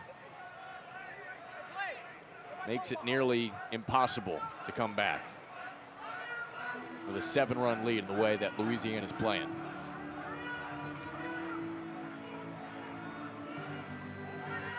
Nobody down in the pen for Lipscomb right now. This is just a conversation to slow him down. He went to a slide step, that 0-0 fastball. And it just feels like really maybe in between the years he's a bit sped up, trying to make a big time pitch. Love the leadership behind the plate from Ladero to just go out and say, hey, let's change direction. Let's make sure we're getting downhill. Find that release point on the heater. He's missed up in the zone a bit. Go win the battle. Freshman in a big spot on the mound. On the edge for strike 1. Backdoors the breaking ball. Now it kind of puts him back in the driver's seat, right? He can go spin, try to get LaSalle to chase, who does escape the zone at times when things are going poorly. Through that, behind now. LaSalle does have a pretty high strikeout rate. 30% on the year. That's 12% higher than the D1 average.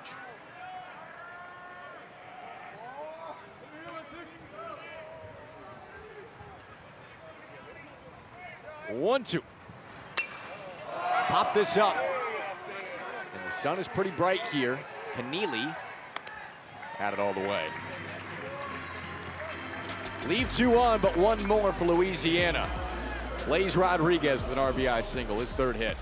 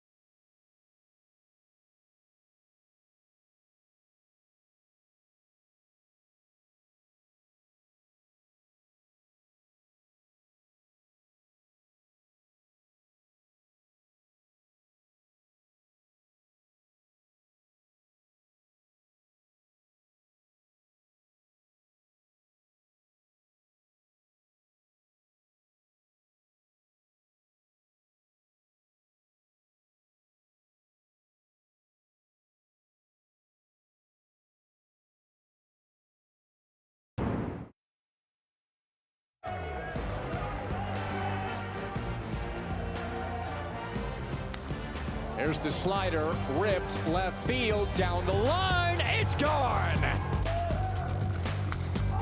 Oh my goodness. Speechless. Jack Natili is inevitable.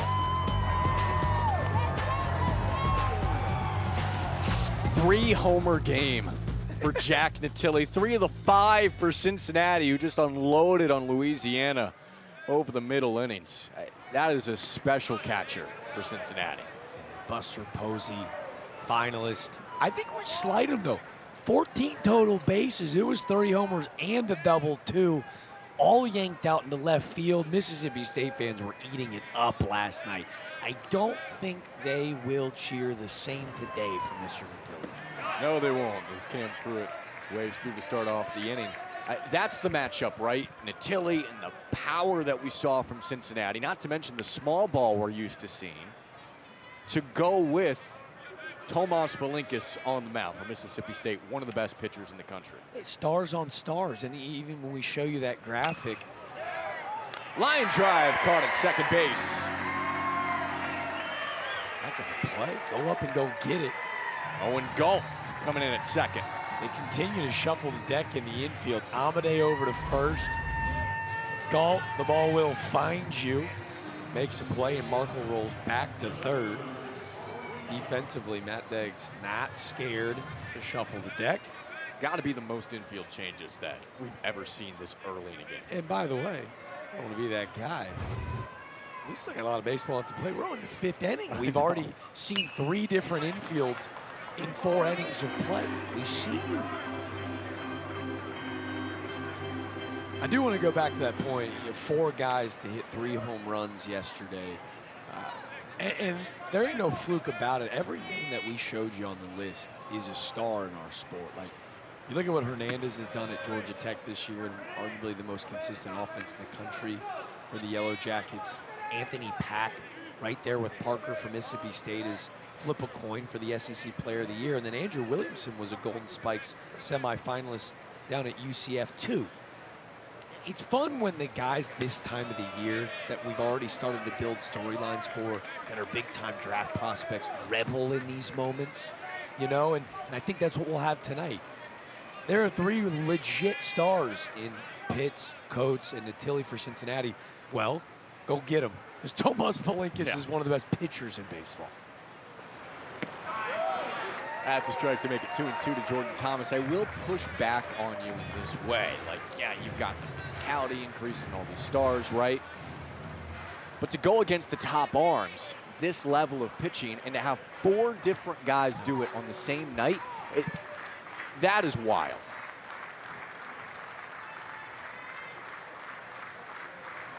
Two-two. And Thomas fouls it away. Yeah, and to your point, like, emphatic in the point that, like, these guys didn't come out of nowhere. Like, these are all going to be guys that play professional baseball. And even the bracket as a whole, when you look at all of the upsets, these mid-major teams that are going out, maybe outside of Milwaukee or St. Mary's, but Little Rock goes and upsets Southern Miss. They did the same thing last year at LSU. Almost got him twice. Thomas, left center. Collins has got it. It's rare to see that on any day throughout the regular season, let alone the postseason, with only 64 teams playing against mostly the top arms for each team.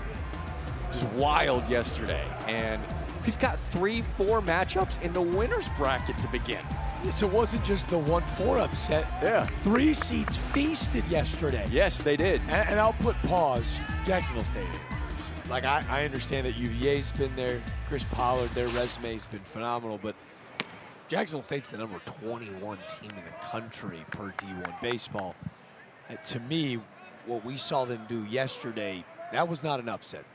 The Gamecocks, they rolled into that ballpark expecting to win. They'll do the exact same tonight as well. Kai home at the plate, 2 outs, nobody on. There is one of those teams, 3 or 4 seed, mid-major school, that always seems to find their way to Supers or Omaha. That's kind of the trend recently. Of course, you think of Murray State with recency bias there. They went to Omaha last year. But Jacksonville State very well could be that team this year. Yeah, and they wouldn't be the same conversation. Murray State really did come out of nowhere. Yeah. It reminds me more of, remember 23 when Oral Roberts went to the College World Series? They get matched up in the Oklahoma State Regional, and Oklahoma State's like, no, not again. They already beat us earlier this year. That would be very similar conversation with what Jacksonville State's done throughout the whole season. It's foul from home.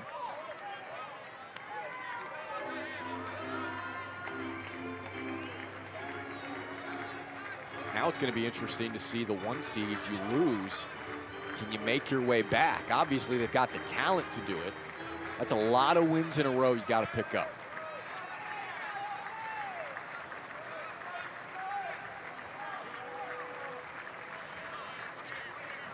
Two and two, 2 outs.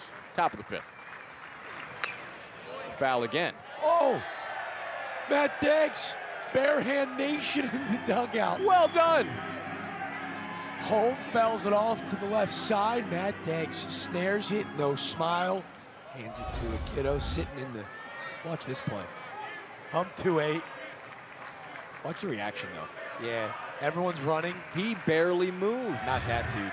Tosses to the fan in the stands. Pro's pro, Coach Diggs. Ty Home wanted to give him another one. He did laugh at us. We talked about how clean they've been defensively, top 20 in the country. He's like, yeah, but I like offense. Little did we know it's because he's got the defense on wraps just by himself. I'm sure that guy has seen his fair share of foul balls coming towards the dugout in his day. I love everyone scurrying and just like 10 toes down. You know he's going to use that as Baltimore material. That runs inside, 3 and 2. So we just got to look at a score. Virginia and Southern Miss, top 10, tied at 11 down in Hattiesburg. Elimination game for those two. 3-2 here.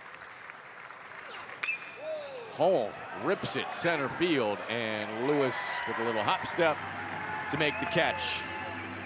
It's been a wild tournament so far. Elimination game between Louisiana and Lipscomb and Starkville. Raging Cajuns up by 4 on a glorious day in the South.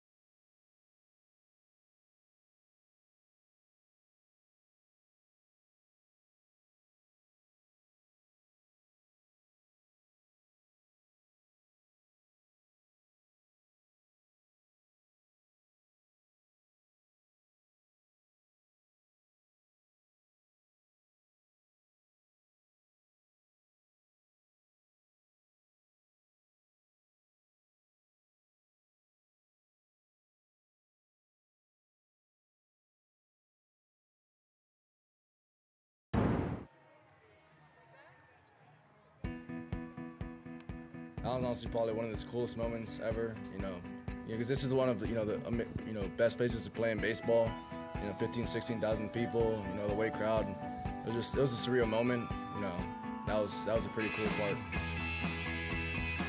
It wasn't just the Lipscomb fans cheering for Alexander Genis, who started yesterday against Mississippi State for the Bisons. The very educated Bulldog fans knew that Genis gave everything he had against a terrific lineup. He ended up being charged with 6 runs, but pitched way better than that into the 7th inning and gave his team a fighting chance. There was just too much Duke Stone and power on the mound. And Jeff Forehand afterwards, the head coach for Lipscomb, said that's what makes this place so special. The educated fans said, for an old ball coach like me who's been around a long time, yeah, I'm mad we won. But that's what our game's about. And it's such a cool moment for that senior. It's layered, right? He went 5 scoreless here back on March 4th. But really, the more important dialogue is this might be a senior picking up a baseball for the last time. He slung the rock probably since before he could walk. And now, alongside his pitching coach, Robert Ziegler, you can see a true student of the game. And with his 5-pitch mix, you love to hope and believe that there's somewhere for him to go play professionally after his collegiate career is done. But a student of the game, a great mentor, and a captain on this team. It was really awesome to see Mississippi State honor that as he exited the field. Then you go to the other side of the spectrum. You get this guy, who's a freshman, Colt Brown. We've raved about him all game for good reason. He is now 3 for 3, 2 singles and a solo homer. Yeah, his guy's got a lot of baseball in front of him. Colt Brown.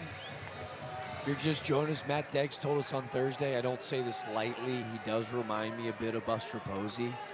Sure, 3 for 3 with a bomb that still looks like a wiffle ball swing in my head. Checks out.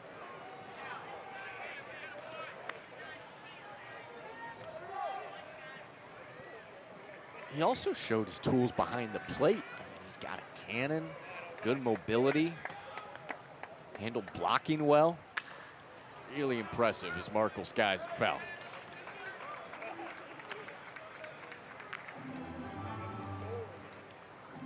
I think a lot of that is the tutelage of his senior catcher that was supposed to play in front of him in Jose Torres. And it was cool to see Torres get in the game late last night, too, after tearing his ACL earlier. Able to come in and catch an inning. There he is. Torres immigrated to the United States when he was 16 years old for this opportunity, for this chance to play postseason baseball, to play college baseball in the States. You know, so to see him hurt and banged up, his counterpart, his childhood friend from Panama as well, just right there to his left. Softly lifted left field and down for another base hit. Good piece of hit from Drew Markle as the Raging Cajuns keep raging. And this offense has done so in part without 2 of their leaders. Big long swing, slider out in front. Markle just catches enough of that baseball to float in his first hit of the day. To finish that thought is it looks like Jeff Morehand's going to go get Jackson Lee. Rioberto Hernandez and Jose Torres grew up in Panama together this year. They had the opportunity to play together at Division I ranks. Both exiting the season due to injury. Like, you just hate it for them. Yeah. But to watch how they continue to encourage and root on their teammates, I think not only says a lot about their personalities and who they are, but about this program as a whole. So many cool backgrounds and stories that we get to experience and talk about over the course of regional weekend. And that's certainly one of them for Louisiana with Hernandez and Torres. Looks like no pitching change here. Forehand out the dugout, maybe the young freshie. Pitch count of 45. Letting the 20-year skipper know, hey, let me go work out a little bit. Bullpen is hot. Season on the line. Adam Jamison, one of the top arms, waiting for Lipscomb. This bunt popped up, and Ludero has the catch. That's a big out for Lipscomb. Point, Jeff Forehand. Mound visit, executed. Can we keep a tally of good things happening after a mound visit? I'll tell you what, he kept that tally. He's going to make sure his pitching coach knows. Look, it's not that hard. You just get him to pop up the butt.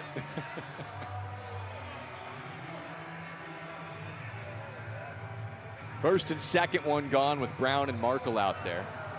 It feels like Louisiana is in complete control of this game. Lipscomb still has quite a bit of time left. Going to the 6th next, down 4. And you wonder if they make the call to the pen now. Josh Lim, a switch hitter, he's actually hitting 360 against lefties this year. Only 242 against righties, and with the big righty, Jamison warming in the pen, you wonder if this is the time that they go get him. They're gonna let him face Lim. Now it is the bottom of the order here with Lim and Lewis. Rodriguez in the hole. Lim pops it behind home foul. So if the inning does continue and they get to the top, maybe that's when they make the switch.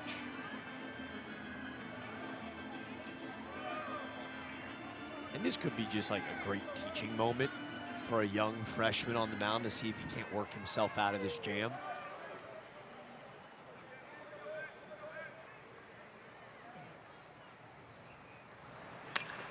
Lim going to right center field, inside out swing. That's going to drive home a run. Throw to third base, Sizzlates. Josh Lim having himself a regional. Already just his third hit and 4 ABs. Look how the swing stays on plane for an hour. Gets in slot, fillets the ball out into shallow right center field. We told you the splits. He's eaten up and dominated lefties this year. Contact percentage against lefties close to 85%. So consistent in the box. Josh Lim gets it done yet again. And now the pitching change is coming with Jeff Forehand. Josh Lim making the most of his start, and Louisiana continues to slowly extend the lead, up by 5 in the 5th.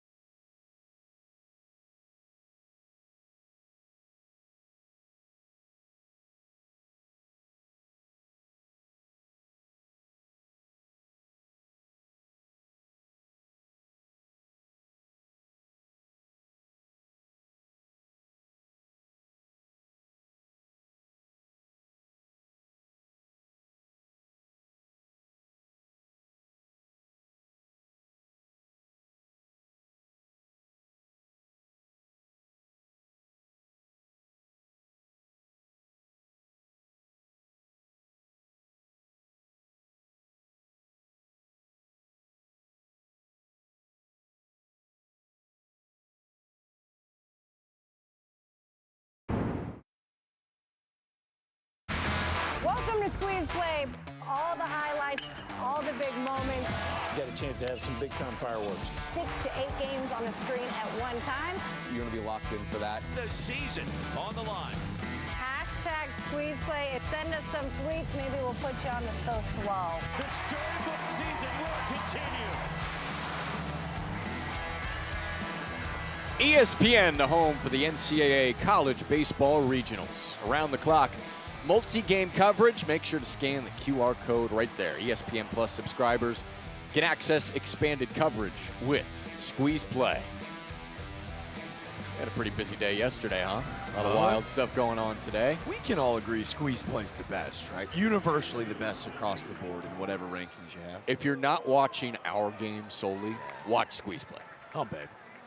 Adam Jamison into the game. He is the second best arm out of the pen for Lipscomb this year. Middle to late relief man.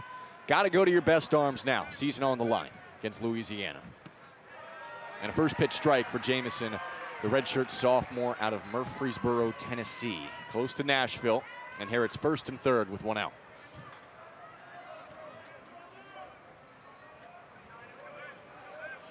It's Noah Lewis at the bottom of the order. Blaze Rodriguez on deck.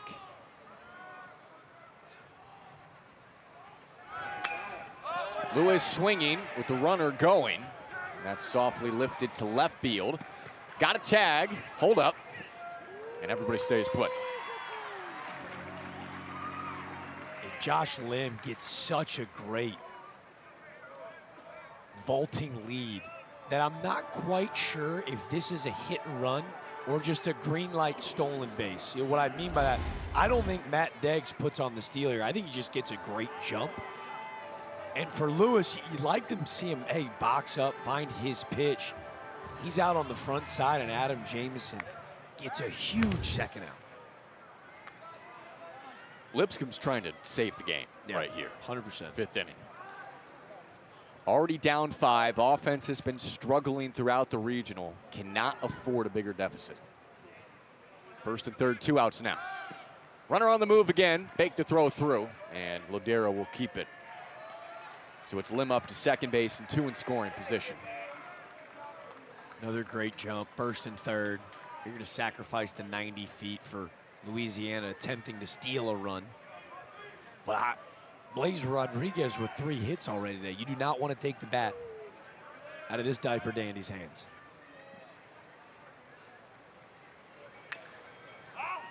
Big cut, fouls it off his leg. Jameson working with great tempo and pace. Got to be careful not to roll through when he comes set.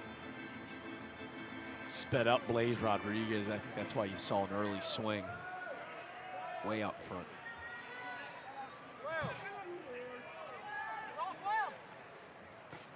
Oh, that got by. And that'll bring home a run. Way upstairs to the backstop, and it's 8-2 now. Well, Rodriguez shows bunt. He does have that in his game. Is this a bunt for a hit spot as he turns and pulls late? And this baseball, not sure if this is a breaking ball that he just never got on top of, but Markle with a head first slide extends the lead to 6.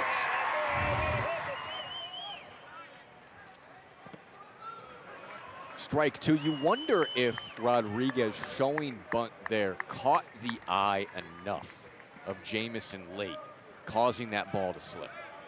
Yeah, as a right-handed pitcher, he sees Markle dancing down at third, a lot of moving pieces. And a wave and a miss for Rodriguez to end the inning. Louisiana does get an extra with the wild pitch to the backstop. Up by 6, trying to keep their season alive as we head to the 6th.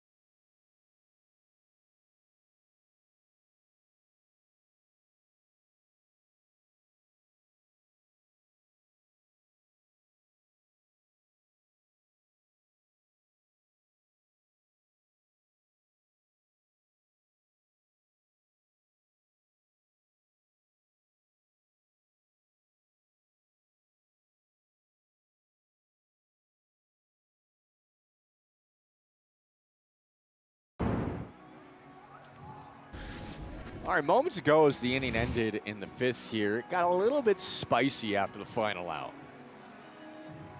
Adam Jameson, the leverage arm for Lipscomb, maybe taking offense to turning around to bunt, the show me dancing down at third, and the umpire checks him almost immediately. Say, oh, I'm good, I got my guy. Blaze Rodriguez, the young freshman, playing with a little bit of fire, maybe taking offense to what was said. Just dudes being dudes. Emotions running high in an elimination game. Dudes being dudes at the dude. Oh, trifecta. Had to do it. Trifecta. No, I mean, look, the umpire's doing their job to make sure everyone's cool, everything's corralled. At the same time, that is about as light of chippiness and intensity as you're going to see across the country. So. I think they're just kind of anticipating, right, seeing the next play, understanding that in these elimination games, again, not to reemphasize it, this could be the last time for a lot of these kids for them to ever be on a ball field. And with that comes levels of pressure, and things get tense and tight, and you're laying it all out on the line. So I love it. I love the emotion. I love playing with it. I also understand why the umpires made sure to corral both Jamison and Rodriguez after that last pitch. And for Lipscomb, as they try to rally from a 6-run deficit here, they've got 6, 7, 8 due up in the 6th. Jeff Foran with so much going on had to run out there late. We were looking around, I was like, there seems like there's something missing down the left side of the field. And first pitch strike from the new pitcher for Louisiana, Hayden Pearson. Freshman comes in and he is almost exclusively fastball. There was an 80% of the time. 2-to-1 strikeout to walk ratio. Carter with a high pop-up. And Lewis coasts in for the catch. Hayden Pearson loves his heater, and rightfully so. Big spin rate, 90 to 92, will touch 94 at times. He'll back it up with a slider, but to your point, he throws that fastball 80.4% of the time. The slider just 14.2. So when we talk about spin rate, for those that don't know, how does that help your fastball or even your breaking ball? To simplify it, because I've had a lot of really smart folks coach me up here. It's this idea, this sensation where the ball is staying on plane all the way into the catcher's mitt. As a hitter, it kind of almost gives it that rising sensation. So when you're in the box and 91, 92 is registered. Going down the line, twisting, gone! That hit the pole. It's only 305 down the right field line. You can sneak them out there sometimes. Damian Keneally goes off the foul pole for a home run.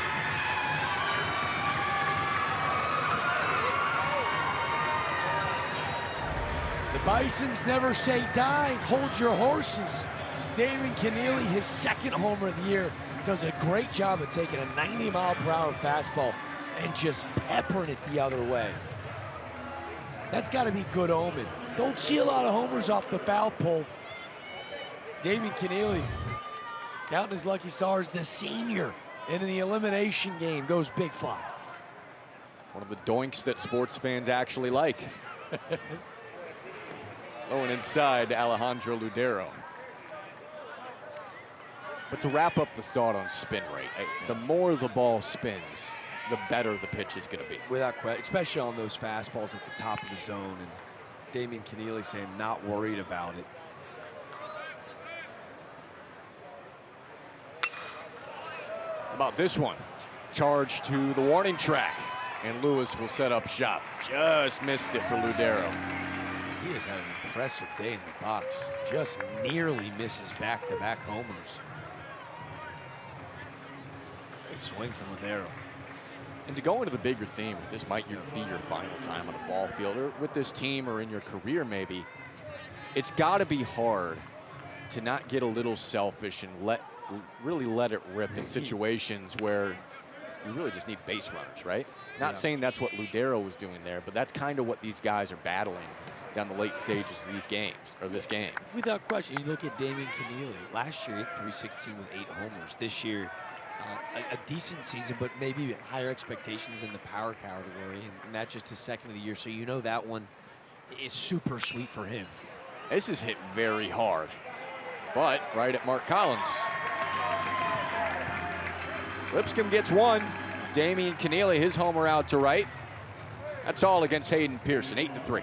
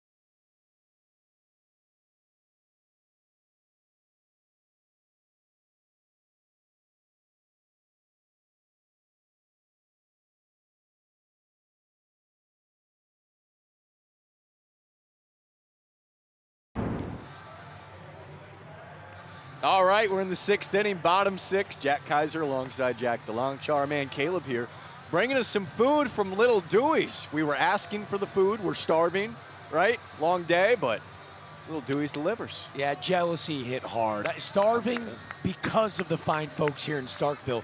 How about this? The tamales is a nice touch. We see you, Little Dewey's. The mac and cheese, the baked beans, the pulled pork. Here's the problem. We're about to go mute for the next 2 innings because these folks know how to do food right. And everyone rejoices that you just said that. Line drive out to left field, and that is down for Mark Collins, having himself a day. 4 RBI and 3 hit now. Dude, Mark Collins showed up to the ballpark with one heck of an appetite. Barrels McGee laces another single out in the left field. Barbecues that ball, huh? Hey. Well done. We could go all day. Dad pun number 2. We've got pork fat, too. This is going to be a which is dangerous. I tasted it. I It see was a little boiled spicy. peanuts on your plate. I'm a little bit jelly, friend. Well, take it. Yeah. I can't do the tamales. Yeah, We have to finish the game. I don't think I could finish the game. Shout out Little Dewey's for delivering the food. Seriously. And shout out our man Caleb. Yeah, clutch. I'm Caleb. He's bringing all the coaches to their favorite in-game interviews. You know they love those. And he's bringing us food. Enough to make this 29-year-old cry today. Look, you come to the South, you got to do the food right. Jack's taking a bite of the boiled peanuts Boiled right now. peanuts are strong. Little Cajun kick. Shout out to the Raging Cajuns. Lee Amadei at the plate, 0-1. Going up the middle and stabbed at shortstop by Holmes. Stepping on the bag for the double play. And what a play. Man, how about this ball? 102 through the middle of the field. Great swing from Amadei. Kai Holm stealing a base hit. Pitcher's best friend. This catches this baseball behind him. 6'3" unassisted. Holm making it look easy. Shift helped him out there. All right, you had a bite of the boiled peanuts. In baseball terms, what do you rate the peanut? And by baseball terms, I mean 3 for 4 with a home run, something like that. I got a 75 grade.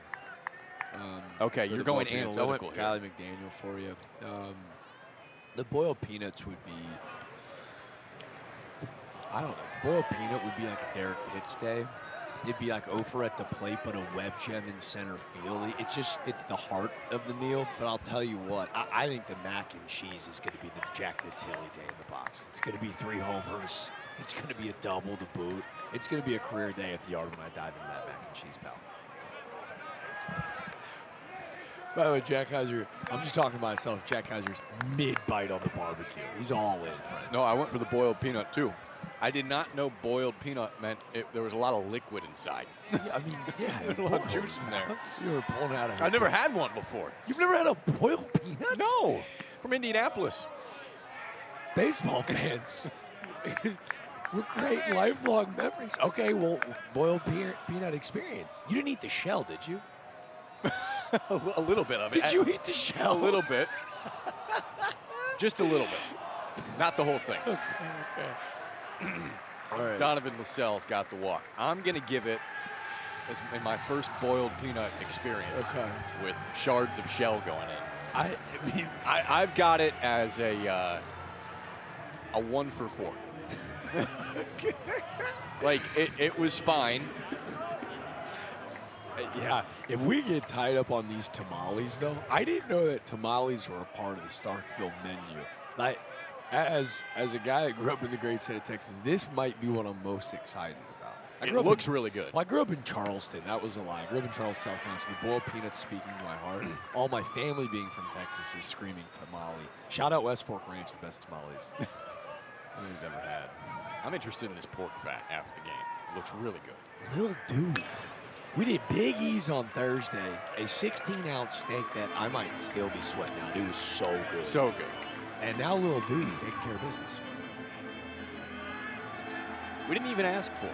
We just said we were hungry, and the people delivered. All right, Colt Brown up. Couple of outs, man on first. And he swings through 0-2. That'll give us a moment to devour some more little Deweys. Louisiana up 8-3. The barbecue is on in Starkville.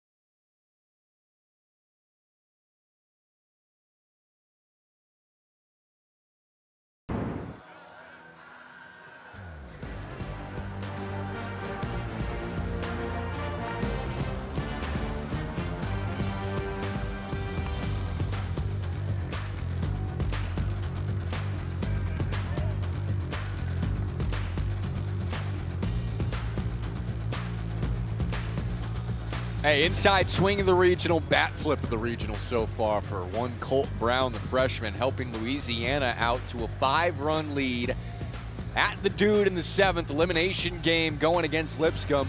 Not Louisiana's day yesterday, same for Lipscomb, but the Ragin' Cajuns have responded with some fury, going for a 14th straight regional with at least one win on the weekend.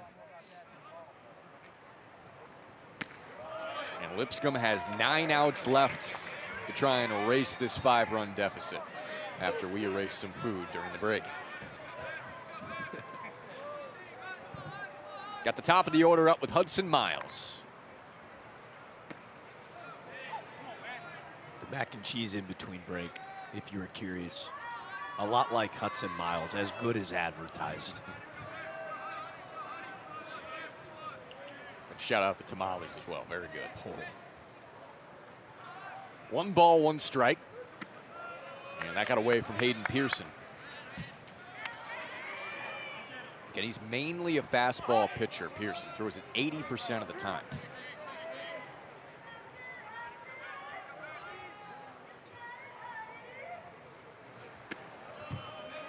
Fastball got away. 2 in a row. 3-1. This is where you got to be really careful. Hudson Miles, 402 hitter against the heater this year. It's not necessarily selling out. He just does not miss fastballs. That's inside for a walk. If Lipscomb's going to come back and save their season, they've got to get something this inning. You've got the top of the lineup up, Miles on base, man on, nobody out now. Got to convert with something here and carve into this 5-run lead. Just drawing the 3rd walk of the day, and to your point, it doesn't even have to be all back at once. No. Just chip into that 5-run deficit. And Brady Miller, who has not played since Mother's Day, hasn't made a start since Mother's Day, I should say. He's been a stud for them all year. Maybe he's due for a big moment in regional play.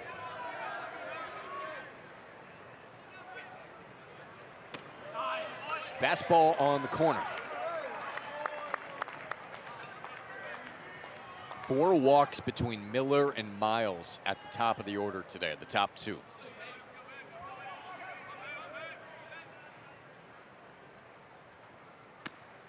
Runs outside. Nobody warming the bullpen right now for Louisiana. They would love to get some length from Pearson. The long weekend perhaps still ahead.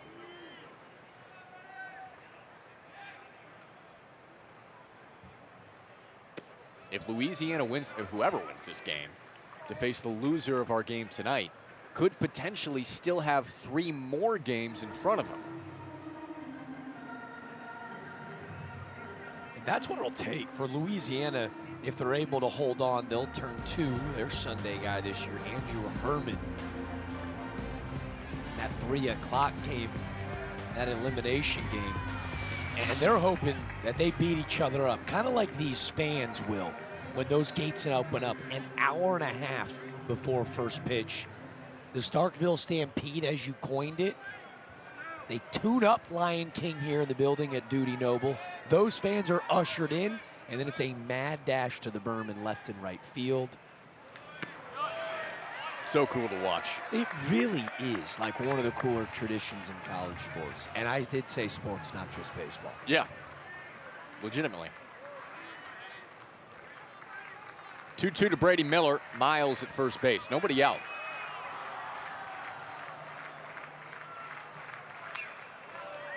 It's fouled away. And we say you could play potentially 3 more games, because even if you do get to the regional final, you've already lost a game. So whoever's 2-0 going into that game, Mississippi State or Cincinnati, you'd have to beat them twice to win the regional and maybe force a Monday game. And we've showed this graphic periodically throughout the weekend, the importance of winning game 1, the importance of going 2-0. You can't even measure and put into words what it means into saving arms and depth in a regional play. Saturday moving day in college baseball. To the right side, diving stop Galt. Over to second, drop and safe. Oh, Galt made a spectacular play, but Rodriguez has it pop out of his mitt. And how about the wherewithal to still hunt the force out at second base in an attempt to turn 2. It's 2 steps to his left glove side, diving, turning, a throw right on the money, and I think the young freshman Blaze Rodriguez, we've seen the cannon, right? The throw to gun the runner out at home earlier this game. You almost want to just turn into a first baseman, get that force out, and go, hey, 5-run lead, we're safe. Instead, on the transfer, ball goes right off of the palm. And now, is Lipscomb building a little bit of momentum? Again, got to get something this inning. Matt Degg's out there to talk with Pearson. Bullpen is starting to stir for Louisiana. And he does not take a lot of mound visits. Their pitching coach in his first season, Taylor Sandifer, that's his role. Looks like they've got the big fella Sawyer Pruitt warming up. When I say big fella, I do mean big fella standing at 6'7", 240 pounds. I think Matt Deggs makes that mound visit to talk about what we just kind of broke down. Hey, boys, let's start thinking bigger picture. We're hunting 9 outs, right? If we want to stay alive, let's go get out to out. No need to get selfish in those spots. And first, second, nobody out. Usually a bunt for Lipscomb. Not with this bad man in the box. Their top hitter, Cam Pruitt, watches a first pitch strike. Feels like the moment of the game for the Bison so far. They have not been able to capitalize with runners on base. All 3 runs from homers.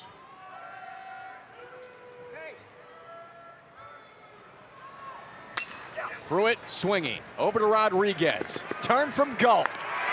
Rodriguez, Galt making up for the error with a double play, and Louisiana right back in rhythm on the defensive side. Blaze Rodriguez has got 2 errors today. What, you hit him with a Ted Lasso goldfish line? Nah, we still that guy. Very next pitch. Taylor made double play, 6-4 to 3. Shout out to him. Love his response, right? This is confidence from a teenager that you don't see often. Make a mistake, great, I'll make it up. And Jordan Thomas singles to left to get 1 for Lipscomb. Thomas turning hard and turning back. Very important double play there to help save a run or two. Jordan Thomas makes it an 8-4 game. Hey man, big smiles from Jordan Thomas. Talked about what this moment means for him, man. A junior that transfers in from Polk State College, a homer, and now a backside lean-ya. Look how tight he keeps those hands. Really stacked on the front side, doesn't even really get through. Such a strong young man. That's 103 off the bat. That'll end the day of Parker Smith. Jordan Thomas, 3 RBI for him. Lipscomb down 4, looking for more in the 7th.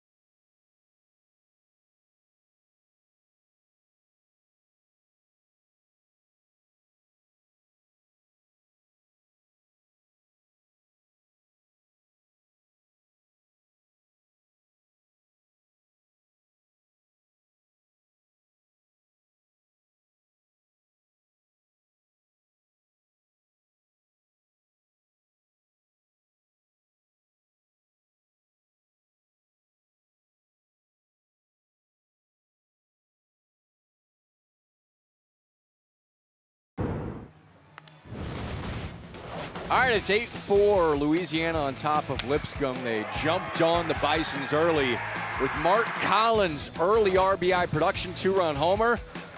Comes up again in the 2nd inning. Why not a 2 RBI base knock to center field? 4 RBI over the first 2 innings. Lipscomb does answer with Jordan Thomas. Home run for the Bisons to straightaway center. That carved the lead in half. But Colt Brown and the Raging Cajuns, they've just seemed to have an answer every step of the way. Blaze Rodriguez, 3 hits for him today. A couple of great defensive plays, as well as 8-4 now in the 7th. Raging Cajuns have been in the driver's seat since the 1st inning and trying to hang on. And it's on to Sawyer Pruitt. Jack, you said it. He's a big boy out there on the mound. 6'7", 240, and another freshman that's pitching. Watson, Louisiana native, was the #4 right-handed pitcher in the entire state, the #13 overall prospect, and there's a reason that he is making his 24th appearance. Yes, the body, you can't teach it, but he's been really solid over the course of this freshman season. Found some lumps and bruises, but what this staff has been really impressed by, Taylor Sandifer had told us, man, he doesn't carry himself like an underclassman. I understand he doesn't look it, but in between the years, wise beyond his years.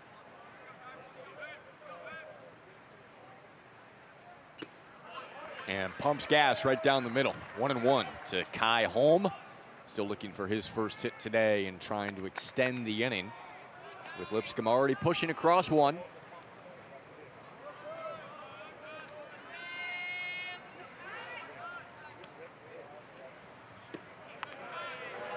Hitters count. Fastball, curveball, slider, changeup mix, but coming out of the pen, this is a guy that wants to work his way into a starting role. That's why that 4-pitch mix will be so essential. That was that fastball 61% of the time, 90-92. Down the middle, Lewis karaokeing to the warning track, and it's short for the final out. Sawyer Pruitt comes in, does his job. Lipscomb gets 1, but nothing more as we stretch in Starkville.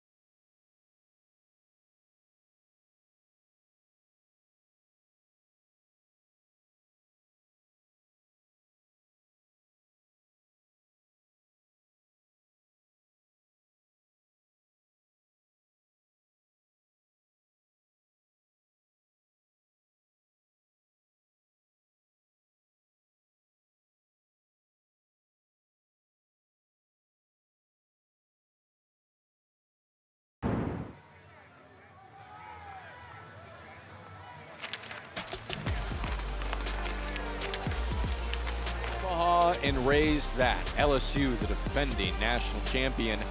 Listen out this year. College baseball is tough. This is what we got as far as top 16 seeds.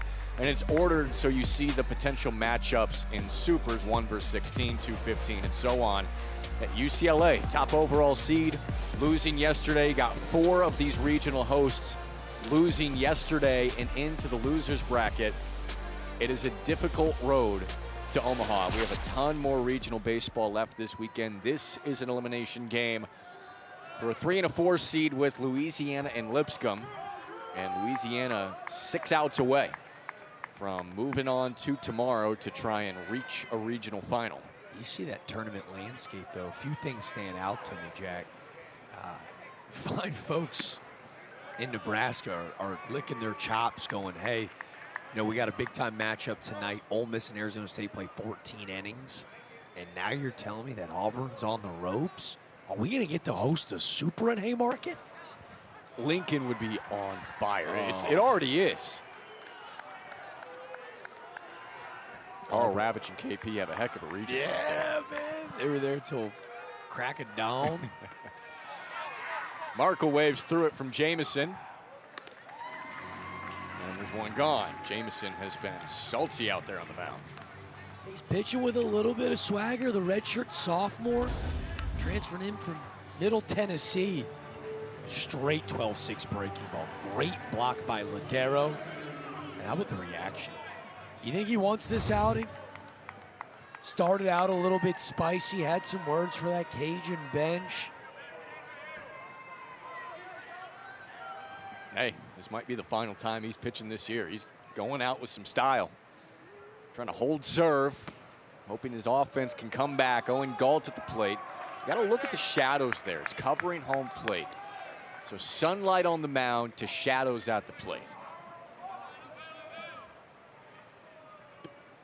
And a wave through for Galt. Jack, how did that affect you when you were in the box? This might seem simple. This might seem silly. It's not super drastic yet. It's almost when the shadow gets closer to the mound where it becomes a little bit of an issue. And it's really picking up spin. You can still see heater out of the hand. A lot of hitters are taught to see the dot on the slider. So you're almost trying to find something, some way that the pitcher's tipping his pitches. So as those shadows creep closer to the mound, that's where it'll become a little bit more difficult. High bounce right to Keneally. Off the bat of Galt.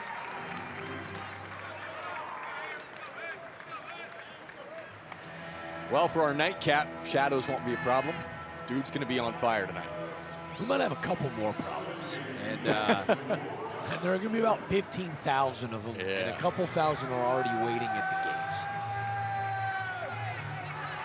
You get the combo of weekend, night game, the already amazing crowd that Mississippi State brings every time.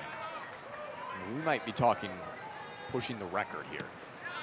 The record's over 16,000 against Ole Miss 3 years ago. I don't know if we'll get to that, but it's at least going to be, no pun intended, in the ballpark. Waiting outside the pearly gates. They've been waiting for 5 years as well to be able to host a regional in this environment. I get goosebumps thinking about it, man. We're staying at a hotel down the street. We won't dox anybody, but pretty close to Cincinnati. You know those guys are going to be ready just like this dude. Strikes out Josh Lim. Couple of punch outs for Jamison. Pitching with some fire. On to the 8th.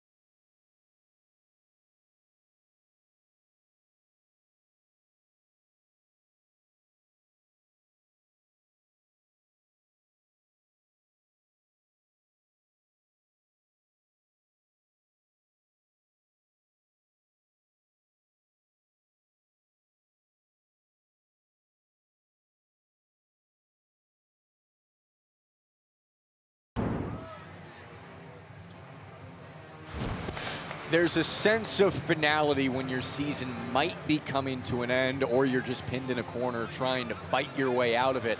Adam Jamison bringing emotion to the mound for Lipscomb, and you expect to see more emotion across the board, variety of it, from the Bisons, down 8-4 late in the game with their season on the line here. Bisons with 6 outs to play. Jamison begging for a little bit of energy in that dugout. He throws that curveball just 9% of the time. That was a true 12-6 Bugs Bunny breaking ball. Reins in a couple big fist pumps, and maybe this gives a little bit of life to that first base dugout. Lipscomb did get 1 run last inning, as Blake Carter takes a strike from Sawyer Pruitt. Feels like they need another 1 or 2 here at least, with 6 outs to go against the big right-hander. Strike 2. Carter doesn't love it, but at 6'7", where it feels like he's letting go of it 45 feet away from the plate, a heavy fastball at 90-91. That's a tight breaking ball from Sawyer. Oh, man.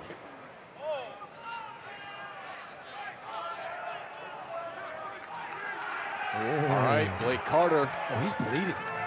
Oh, he's cut. I mean, they got him in the face. It's great to see him run down there. He wanted emotion. With potentially the end of the year. Oh. Blake Carter standing in the middle of the ring, 10 toes down, chirping with some Louisiana fans that have made the trip to Starkville. Balboa-esque.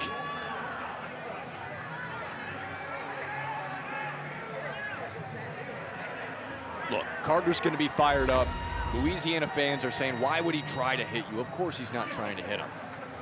But this is just some of the emotion that comes out. And thankfully it appears Carter is okay, just based on the way he ran down. Dude, this is 88 directly to the chin.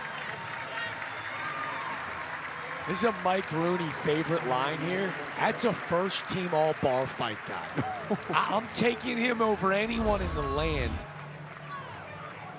Look at that cut. Cut, look back, let him hear it. Not sure what was said, but he took offense almost immediately out the gates. And this is a freshman pitcher. I don't think any of the animosity is directed towards Pruitt. Absolutely that was clearly towards a fan.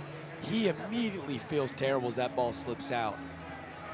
And because there are new rules in college baseball, if it's concussion protocol and he's being examined by their athletic training staff, he can actually re-enter this game. Because I got goosebumps sitting upstairs, folks, watching Blake Carter try to fight the entire ballpark. Yeah, ball upstairs. Concussion protocol, of course, in the discussion you would think, but I think the cut is more of the issue here in the bleeding. I think the cut came from the helmet.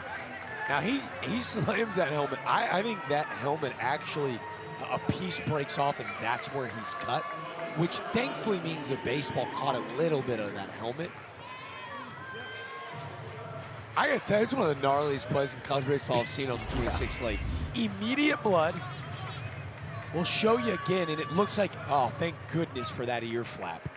I think it got it pretty square in the ear flap. I think it catches that ear flap square. The ear flap cuts into the cheek of Blake Carter, who is a Mike Rooney first-team all-bar fight guy, as he is hit with 85, 88 in the chin, and immediately tries to take on the raging Cajun fans in the building.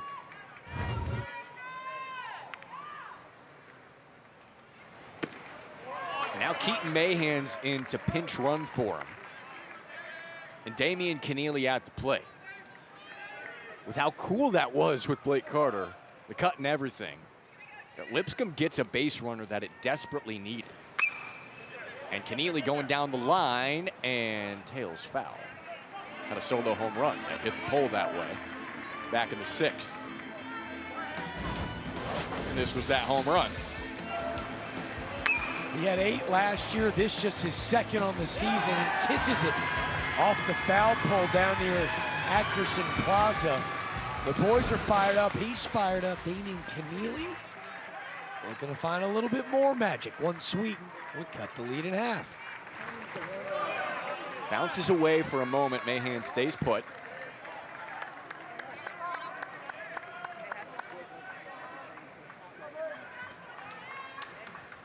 Another JUCO transfer getting to play in his first regional for Lipscomb. Second year with the Bisons. Already a big moment today. Gonna keep the train rolling. Chopper to third. Go, turns, fires, on point. Every time Louisiana's needed a big defensive play, they have come up with it. That is back-to-back innings where you have seen back-breaking double play balls. It was 6-4-3 in the 7th. Here in the 8th, 5-4-3. They've played Markle all over the infield today. He looks smooth as butter down at third on this double play ball.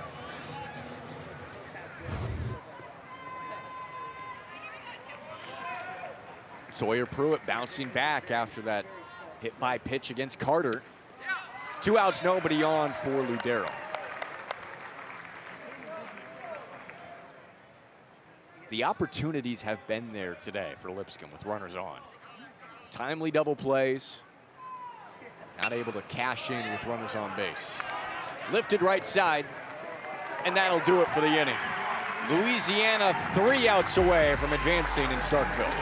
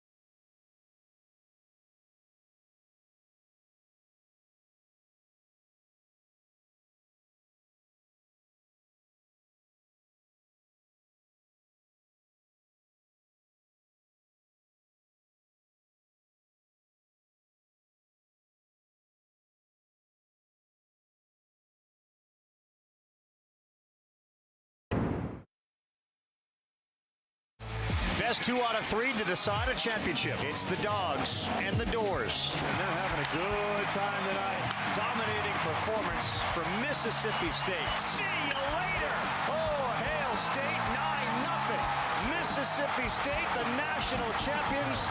They're going to party here. They're going to party in Starkville, and they will never forget this moment. There's another title on the way for Mississippi State, 14 overall seed, first time hosting a regional since that 21 season. Took care of business on a wacky day in college baseball against Lipscomb yesterday.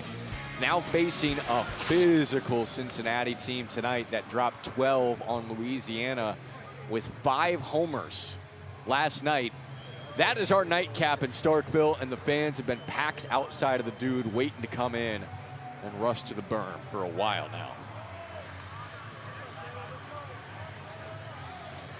Got a beautiful day in East Mississippi. The Lipscomb season might be ending shortly. Caleb Cantola trying to give his team the best possible chance in the 9th. Keep it a 4-run game. He is the best arm out of the pen for the Lipscomb Bisons. Lipscomb said, Louisiana, we see your 6-7 reliever, we match. Here comes Cantola. In his 7th year of college baseball, due to some injury, he's bounced around. He's fought his tail off to become the pitcher that he is today, making his 17th appearance of the year. The fastball is electric. Up to 95 miles per hour. He's touched 6. He'll sit 92, 94. He'll back it up with a really nice slider. 83 to 85. So you're looking at about 10 to 11 miles per hour differential. That's why he's been super effective for the Sun tournament champions. That breaking ball gets away. Cantola's allowed 5 earned runs all season, and 4 of those were in March. It gives you perspective on how dominant he's been. Lipscomb was just hoping to use him when they were in front late in the game. Lewis laying it down the third baseline. Pruitt charging in and just eats it. Bunt hit to start for Noah Lewis, going to the top of the order. Elimination game in the Starkville Regional. We said it's been wacky so far. Southern Miss and Tennessee already out. Southern Miss hosting a regional, and you saw that at the bottom, Virginia Tech, top of the #1 overall seed out in LA. 2 and a Q for Southern Miss is shocking. If UCLA, the #1 team from D1 baseball every week of the year, including the preseason, goes 2 and a Q in Westwood. Lewis goes, and a throw directly to center field. Lewis is going to stay. Love the IQ play here. Nice deke, huh? Watch Brady Miller at the end of this play. Lewis tapping on the chest because he knows he got played a bit. Looks like a backup catcher in the game from Lipscomb. This throw high and wide, but watch Miller at the end. We're going to keep the tag down. I gotcha. I gotcha. Don't leave the bag, Lewis. I gotcha. Don't worry. Tag's still down. No, don't go anywhere. I promise. I still got you. No baseball anywhere to be found. And Rodriguez bunts it foul.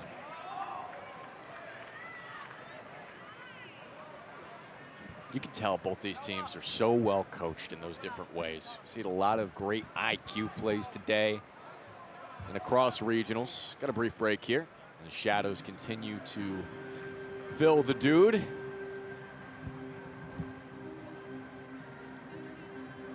Rodriguez with 3 hits, RBI single back in the 4th, and struck out his last time up. Where we saw that high home. This is where, as a hitter, to me, where that shadow's nearing the mound, where it starts to get really difficult, where you almost lose the ball right out of his hand. Breaking ball, another bunt. Off the mound, Cantola, and chucks it away. Lewis will come in. Rodriguez thinking about third. Why not try? Long throw, relay fumbled, and it's Blaze Rodriguez to third base. 9-4 Louisiana, got some insurance with some small ball and scrambling around the base paths. This is Matt Deggs' offense. How's the inning started? Bunt for a hit. Bunt for a hit from Blaze Rodriguez, and then here comes the carousel, right? Errant throw.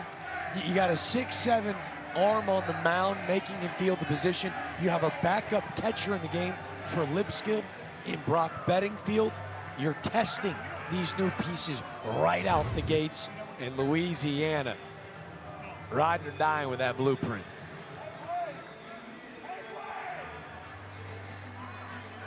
It's been a bit of an ugly game at times, but Louisiana has found the right moments to just keep things at bay. As we check out our Capital One rewarding performance. And it's Mark Collins. What a start for him today. 2-run homer in the first inning, and he followed with a 2 RBI base knock. That just put the good vibes in Louisiana right away after a tough night. I think, right? 3 for 3, a sac bunt. Man, it's bang, bang down at first. A really nice play off the mound on a PFP. He's staring at a 4 for 4 game, but still a chance to do just so. Infield is in, and Collins waving through at 95 from Cantola. A couple of bunt hits to start this one.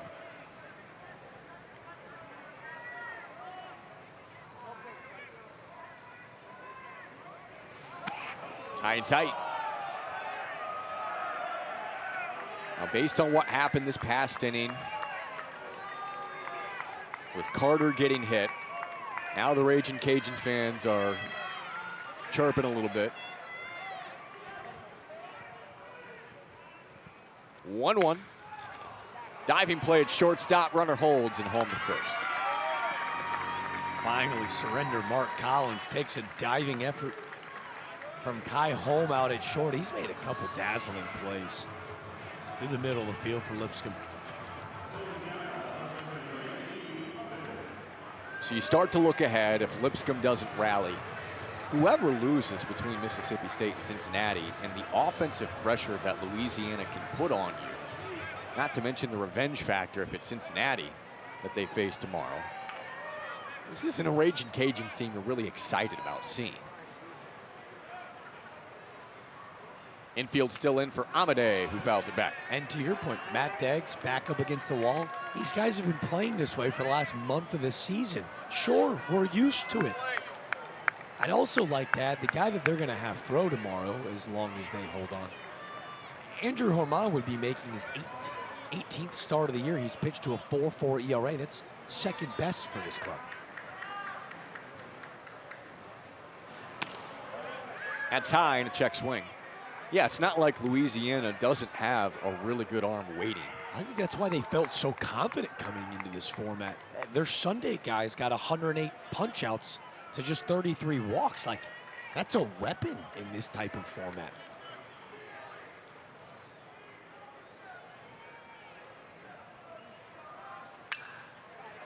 Amade lifts it left side. Will it be deep enough? Got the tag, high throw, late.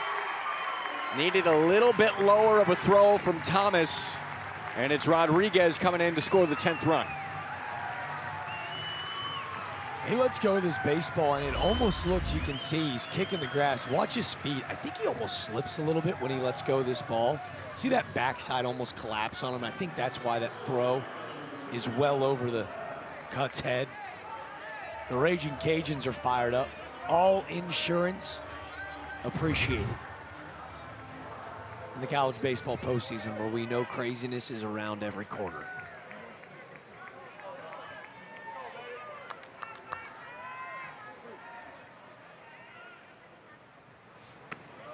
And Donovan LaSalle watches 96 go up and away. So again, if it's Louisiana that wins this, I think it just emphasizes the importance of the game tonight for Mississippi State and Cincinnati. To go 2-0, you do that, you win the regional over 80% of the time, just based on the numbers over the years. And you just set yourself up so much better than the loser of that game. If you look at Cincinnati tonight, right, you win tonight, you're forcing the host to go win 3 straight games. Driver's seat is an understatement. 82% of the time you go 2-0. You're advancing to a super. Tonight's game is everything.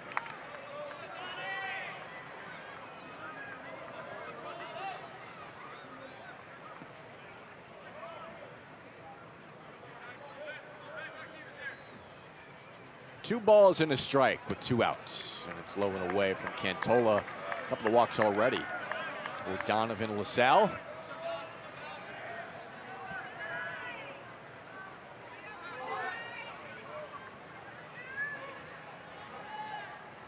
It was a 3-1 count for LaSalle in the 4th inning yesterday when that game totally changed against Cincy. Swinging 3-1 again. And he swings through. And that fly out to Derek Pitts for Cincinnati. Double play. And it looked like the bases might be loaded with nobody out for Louisiana. Instead, that settles Nate Taylor down. Cincinnati follows that up with a bunch of home runs and ended up in a blowout. Wave and a miss. Cantola gets him swinging at 96. All right, this is it for Lipscomb. Going to the 9th in an elimination game, down 6 with Mississippi State and Cincinnati to follow in Starkville.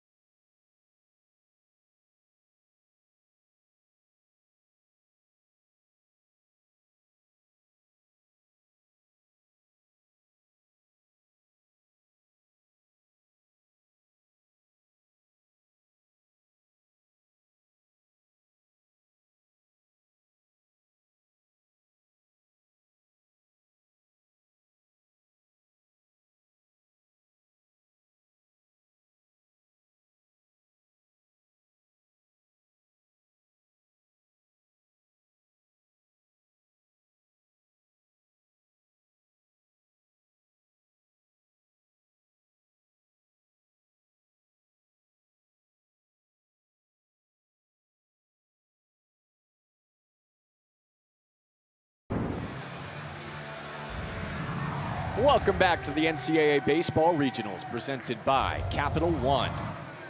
Warm, humid day in East Mississippi. Starkville, Louisiana Lipscomb elimination game. We are in the top of the 9th. 3 outs to go for Lipscomb to try and put together a bit of a miracle rally here. Their season will be done. Pretty fine season overall. They were projected as like a top half team in the A-Sun. Not the most talent that they've had under Jeff Forehand, but they just got hot at the right time. 10-2 in May, coming into regionals. The bullpen was incredible in the A-Sun tournament, giving up just 1 earned run over 3 games. That got them to a 4th regional. And, you know, the early innings against Mississippi State yesterday, they put up a really good fight, and the at-bats have continued to be strong, despite only scratching across 4 against Louisiana this afternoon. A lot of fight for the Bisons. A lot of loud contact just right at Louisiana defenders. The Raging Cajuns, after that loss last night to Cincinnati, have played really inspired baseball. 10 runs on 14 hits. High pop-up from Eric Harper at the bottom of the order. Into the sun. And Amadeus got it. The NCAA Regionals coverage for all 16 sites continues tomorrow on the ESPN family of networks and the ESPN app. For more information, visit ncaa.com, the home for all NCAA championships. I was thinking about something. Lee Amada just made that catch at first base. How many gloves do you think he brings to the yard? Because we've seen him play 3rd, 2nd, and 1st this afternoon. That's a good question. It's got to be at least 3, right? I mean, you're I've talking played with guys that have used different gloves if they're in the middle infield or even just at 3rd. Obviously, you're bringing a first baseman mitt. I'm even thinking of like a backup glove. That's the 3rd in my mind. Yeah, like you have to have a backup glove. It's good. I don't know. I can't imagine them sharing. Right, LaSalle, who's now out in right. It's like, yeah, just take it.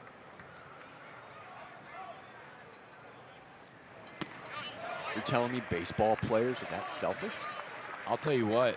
Guy started swinging a hot bat. I wanted to do everything I could to get my hands on it, though, which was pretty much like a cardinal sin, but I did it anyways. Yeah, whatever works. The bat had good voodoo. What do you want me to do?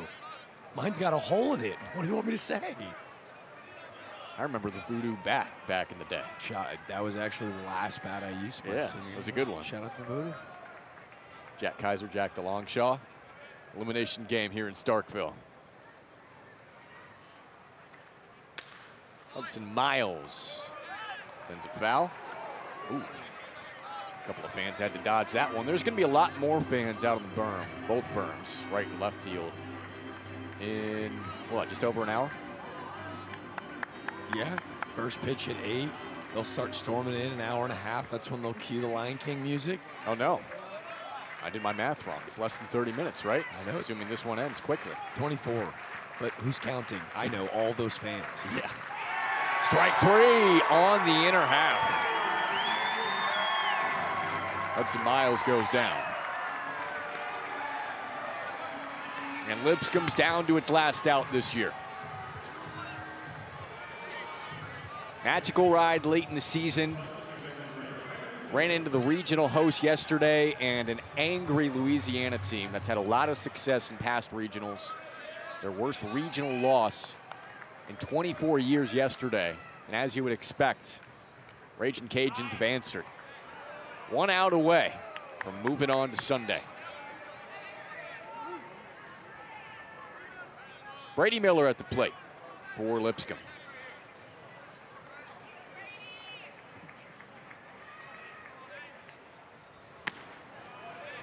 That's a strike. Miller chuckles a bit as that fastball at the top of the zone. So cool to see Brady Miller fighting his tail off through injuries to be in this lineup today. You want to help your team win, but just from a personal standpoint, how cool is it to be able to play at the Dude? And you don't know when you'd ever get to do that again. Now, of course, Lipscomb was here earlier this year, but in a regional setting.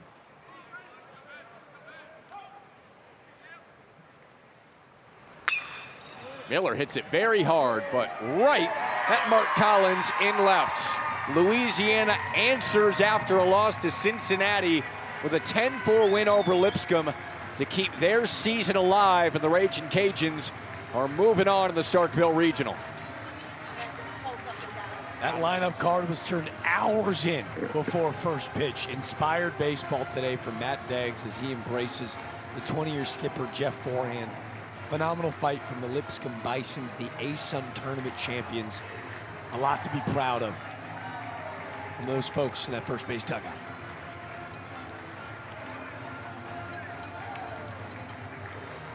Louisiana's got pitching waiting on Sunday, and the loser of Mississippi State and Cincinnati gonna have a tough game on their hands.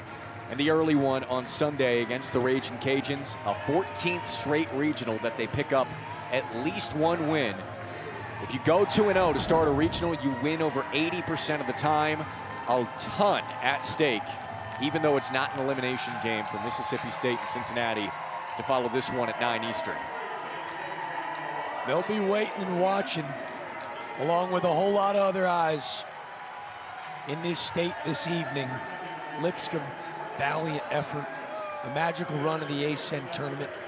Again, has been a blast to watch Jeff Forehand in his 4th trip to a regional in his 20-year career. Congrats to the Bisons on a great year, but Louisiana, in their 20th NCAA tournament appearance, wins it by 6.